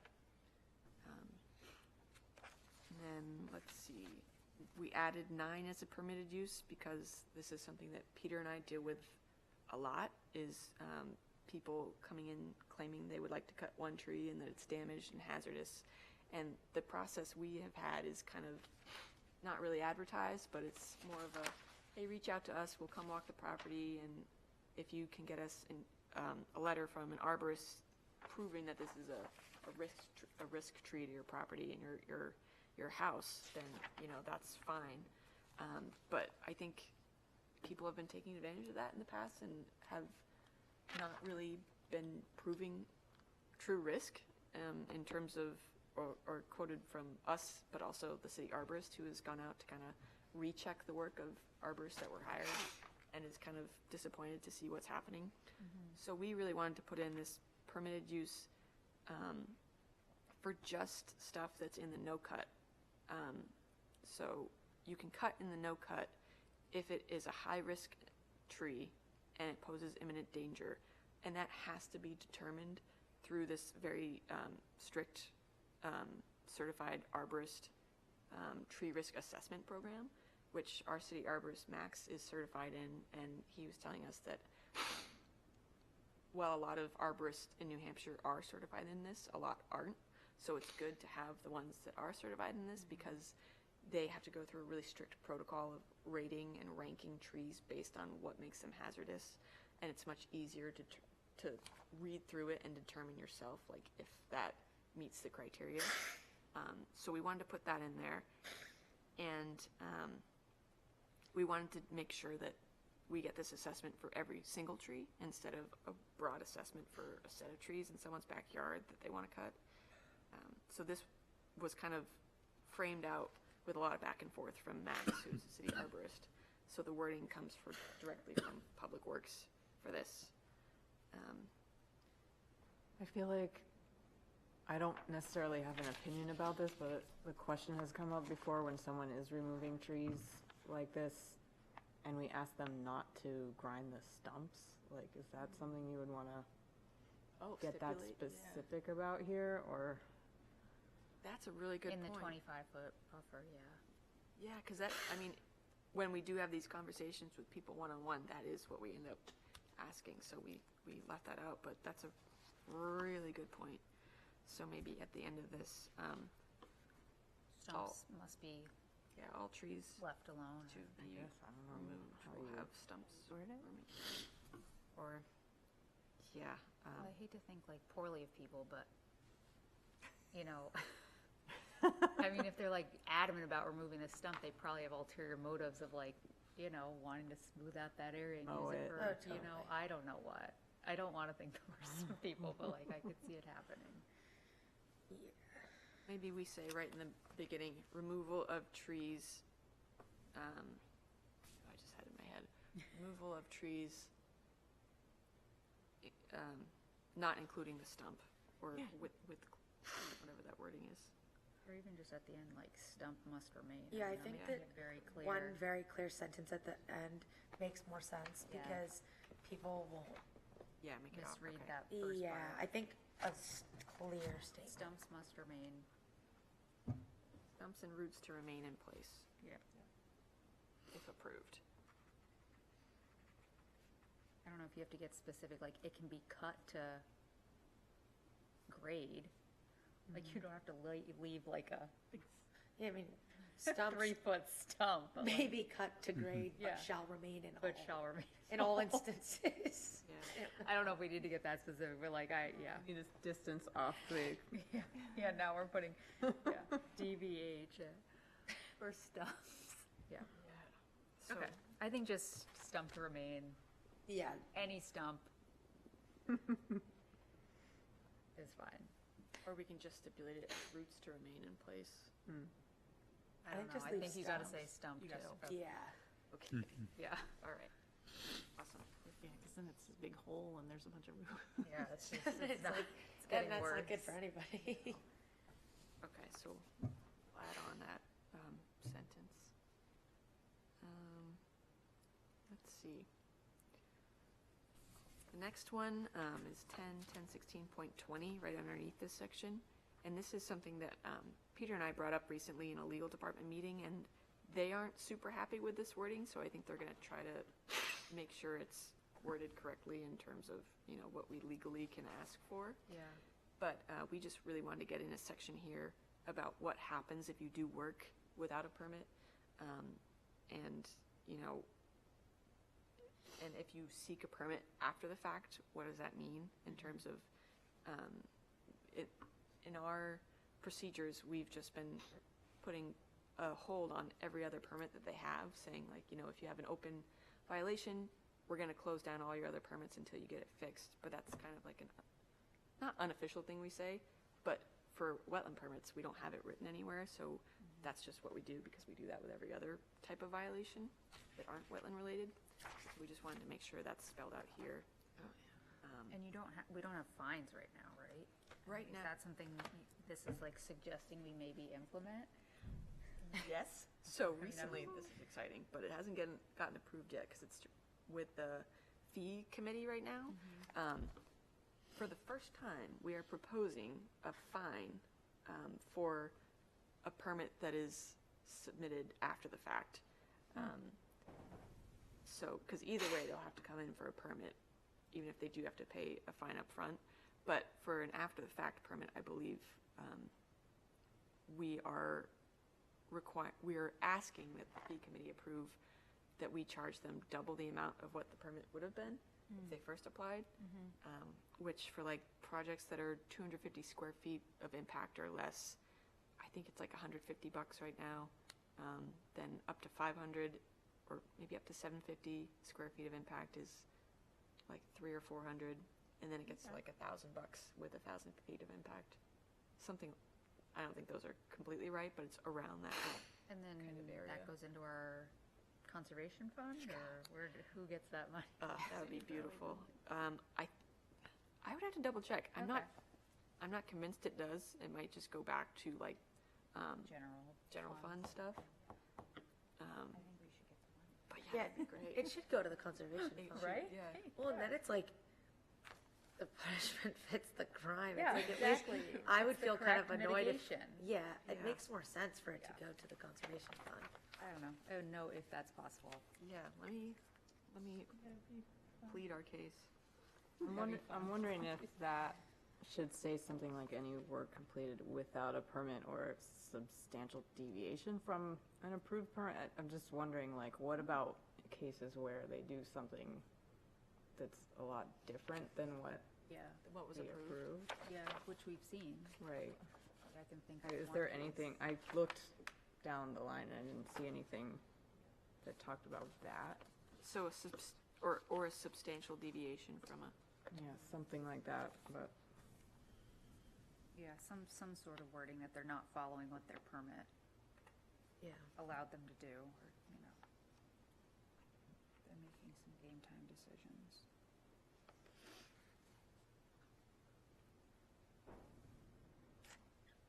Yeah, I think that makes sense. Okay, so I'll add in that language. Oliver, Lynn, feel free to chime in whenever. I'm just going to keep rolling. And a new addition to all the edits is that you'll see we added "and sustainability" after every time we say planning and sustainability department or director. That was a direct input from Peter. Okay, so under conditional uses on the next Question, page. Josh. Oh, I Lynn? have one question, Kate. Sure. Well, just, I was just struck by, twice there it's mentioned the director specifically. Does everything get elevated to the director, or? I guess I was wondering if it could just be planning staff, right? Just to give a little more flexibility? I don't know. Just curious. Yeah, I think, Department, yeah, I think the idea is that the planning director has the ultimate kind of authority to tell someone that a wetland permit is required or that it does meet a permitted use. So I think Peter kind of has the final authority to say, yes, you're correct, that is permitted, or no, you actually need to go get a permit. Yeah, that's a good question. Because then if we leave it open to the whole department, there are other people, like staff in the department, that are not really familiar with this kind of work in this ordinance, this section of the ordinance, so. And they could say something that maybe is not the final say. Right, so I think that's probably makes why sense. that language was in there. Yep, sounds good. All right, jumping to the next page. The last time, I guess 2 months ago now, we talked about adding the planting plan requirement to our application requirements section. So this is under 10.17.21. We added 10 and 11. So getting a planting plan with the species and the exact locations, and where possible, the square footage removed of natural vegetation or managed woodlands shall be replanted with similar or more diverse ground cover. Maintained lawn is not an acceptable ground cover, shrub and or trees as was existing. I think we wordsmithed that 2 months ago. I have one question about that. I know sometimes we ask for the size of trees or shrubs that are being planted, and I don't know if we want to make that a requirement. It matters. I mean, I know all of them will grow, but If we always ask for it, I guess we might as well. We do tend to always ask for like the size at time of planting. yeah. Or it's And I don't know if that, I mean, what does that help? Like, its survival rate or like just how fast it's gonna kind of Replace what? replace what was taken out? Because I mean, are we asking for the largest thing that should be planted if they're Well, I feel like removing when, something? the times when I look at it is when they're taking out like a 20-inch elm tree and they're Yeah. putting back a 2-inch Yeah. maple or something. I mean, I don't know. Could you say like species, their specifications, or they're like, I don't know how you say that, like they're, Well, I mean, usually a plan like that would have a plant list, like kind of like a key that shows sizes. That would show sizes. I mean, yeah, I don't know exactly how you'd say that. And is it okay that Size we it can- ask? Yeah, and is it okay that it's in there? Or that I we mean, we're ask not without it saying, being I in mean, there? we're not specifying what size it has to be. Yeah. We're just saying Yeah. that we would like to see it, and then we could always Yeah. make suggestions when we see it. So I don't know, size of, at planting, whatever the right Proposed location and wording sizes. is supposed to be. You know what, I'm realizing now this section is kind of missing the existing trees that should also, the existing species that should also be on the planting plan. That are being removed or Or are staying. that are staying, you know, Yeah. just so we have a planting plan that has both existing, to be removed, and to be planted. Yeah. So maybe this is more of provide a planting plan detailing existing species on site and exact locations, along with plants to be removed, proposed plants, including their exact species, size at time of planting, and location. yeah. Yeah. I mean, making it more specific is just making it more helpful for the applicant, Yeah. because then they're more likely to have already seen this and brought all of that to us, because most people just want to comply so they can move forward. Yeah. I think it's good. Have an easy time here. I'm just wondering if that requirement is kind of onerous for the really small applications that we get, like the one with the staircase, you know, would we, because, I mean, you'd have to kind of hire somebody to draw that for you. I don't know, we've seen like hand sketched, you know, here's my Yeah. house, I'm gonna put something here, I'm here, gonna cut and here. these trees. Yeah. Or Well, they and circle also- it and put X's? Yeah, so Yeah, I don't think it okay. has to be as, I mean, obviously we've seen some like really nicely done ones, but I think, Okay. I don't know, it, But yeah, if they don't know the plants or the species on their property, that might be tough. Yeah. yeah, that's, That's a good point. I mean, you could say species, wow. Shrub, tree. Well, when you, over here. when you talk about the existing, you could say species if known. Yeah. I kind of think anyone that doesn't know how to do it or feels like it's like out of the scope of what their project is, they just won't do it. Yeah. But that's why it's sort of like, now it's Yeah, a and then they'll come requirement, here and so. that- Yeah.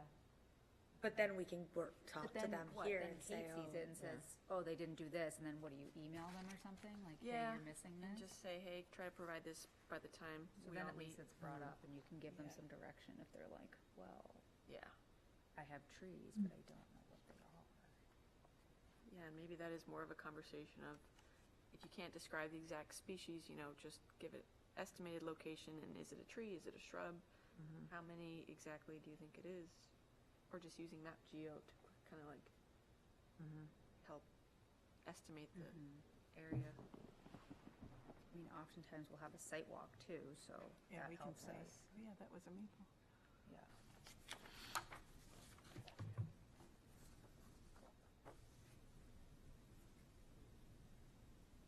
Okay, well, I think definitely you're showing existing is good, and then when they're providing the new planting plan, the sizes, I think, is good. Sizes, okay. There is item 7 there that already specifies identifying Oh, yeah, location of existing trees to be removed. Great catch. Yeah. is that on a plan though? And shown on plan Yeah, good point. Yeah. for 7? And then Just maybe be you could added take to it. number 7, so then you don't have to have so much Yeah. double up below. Yeah. Then you could just keep 10 as future. Provide a planting plan of what you're gonna plant. You don't have to Yes. Put any existing stuff in 10 because it's already in 7. As long as they show it on a plan.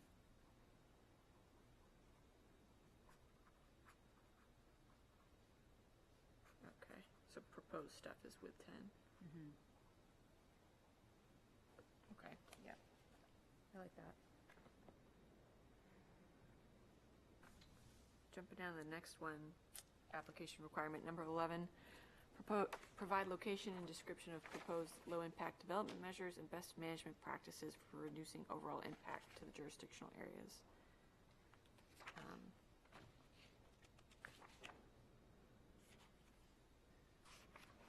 So I'm kind of wondering with this, if an application is a really simple one and they don't have this planned, are we asking here that they do plan for it and then provide it, or is this just provide it if you have it?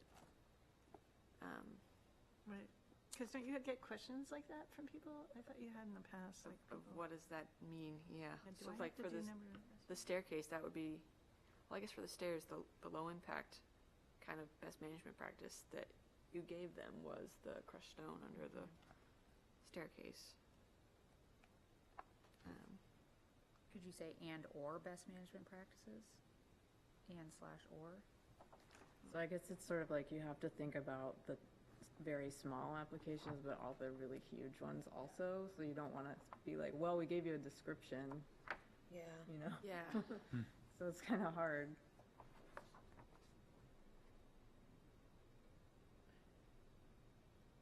I mean, again, provide location like on a plan. Unless it's assumed that these are all supposed to I know. be on the plan, because a lot of these say location and area of what, like number 1. Is this assumed that it's gonna be on a plan? Because, like a paragraph describing the location of an, like, is not gonna help me. No, yeah. It really just all needs to be on the. Yeah, so I don't know if something needs to be said, like, just in application requirements, that like, Even at the top, it could say, anything that says, has to do with location, like, location needs to be shown on a plan. it could say under 1017.21, it could say, the application shall be in a form prescribed by the planning board and shall include the following information. For that, we could say, you On know, a plan, On a plan. where applicable. where applicable, where appropriate, yeah. Yeah. So in a form or on a plan, where appropriate. It is past 6. Oh, okay. Shall we take a vote? What do we have? I mean, we still have a fair amount to go through. Yeah. but not a lot of red stuff.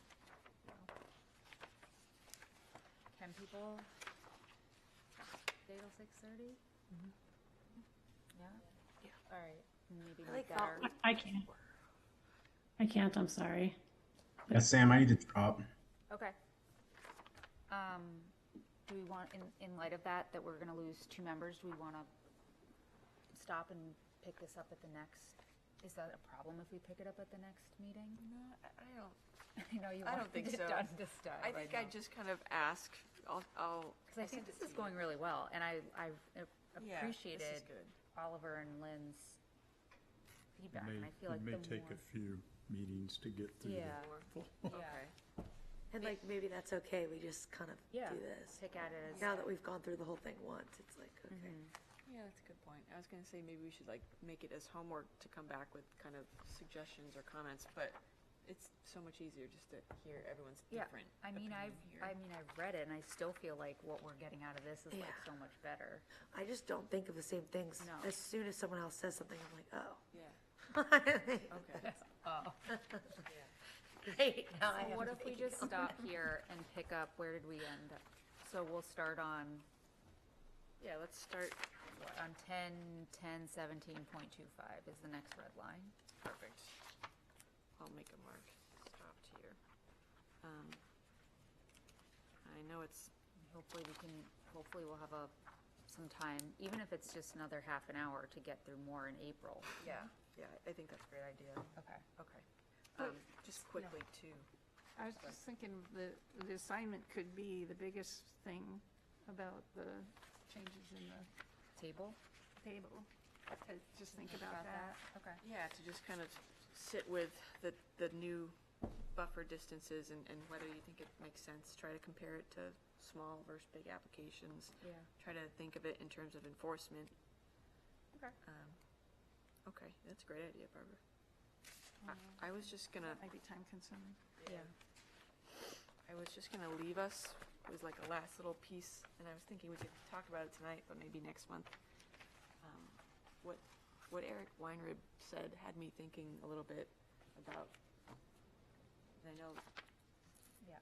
not everything he said was, Yeah. super relevant to what we're doing, but the signage and kind of, we do really lack it on public space, and we lack proper buffer maintenance on public property, but also the idea of signage and that aesthetic on people's property versus, natural areas. I don't know if we need to change anything, but it's just interesting to think about it Yeah. from that perspective. I hadn't really considered Yeah. that too much. Same.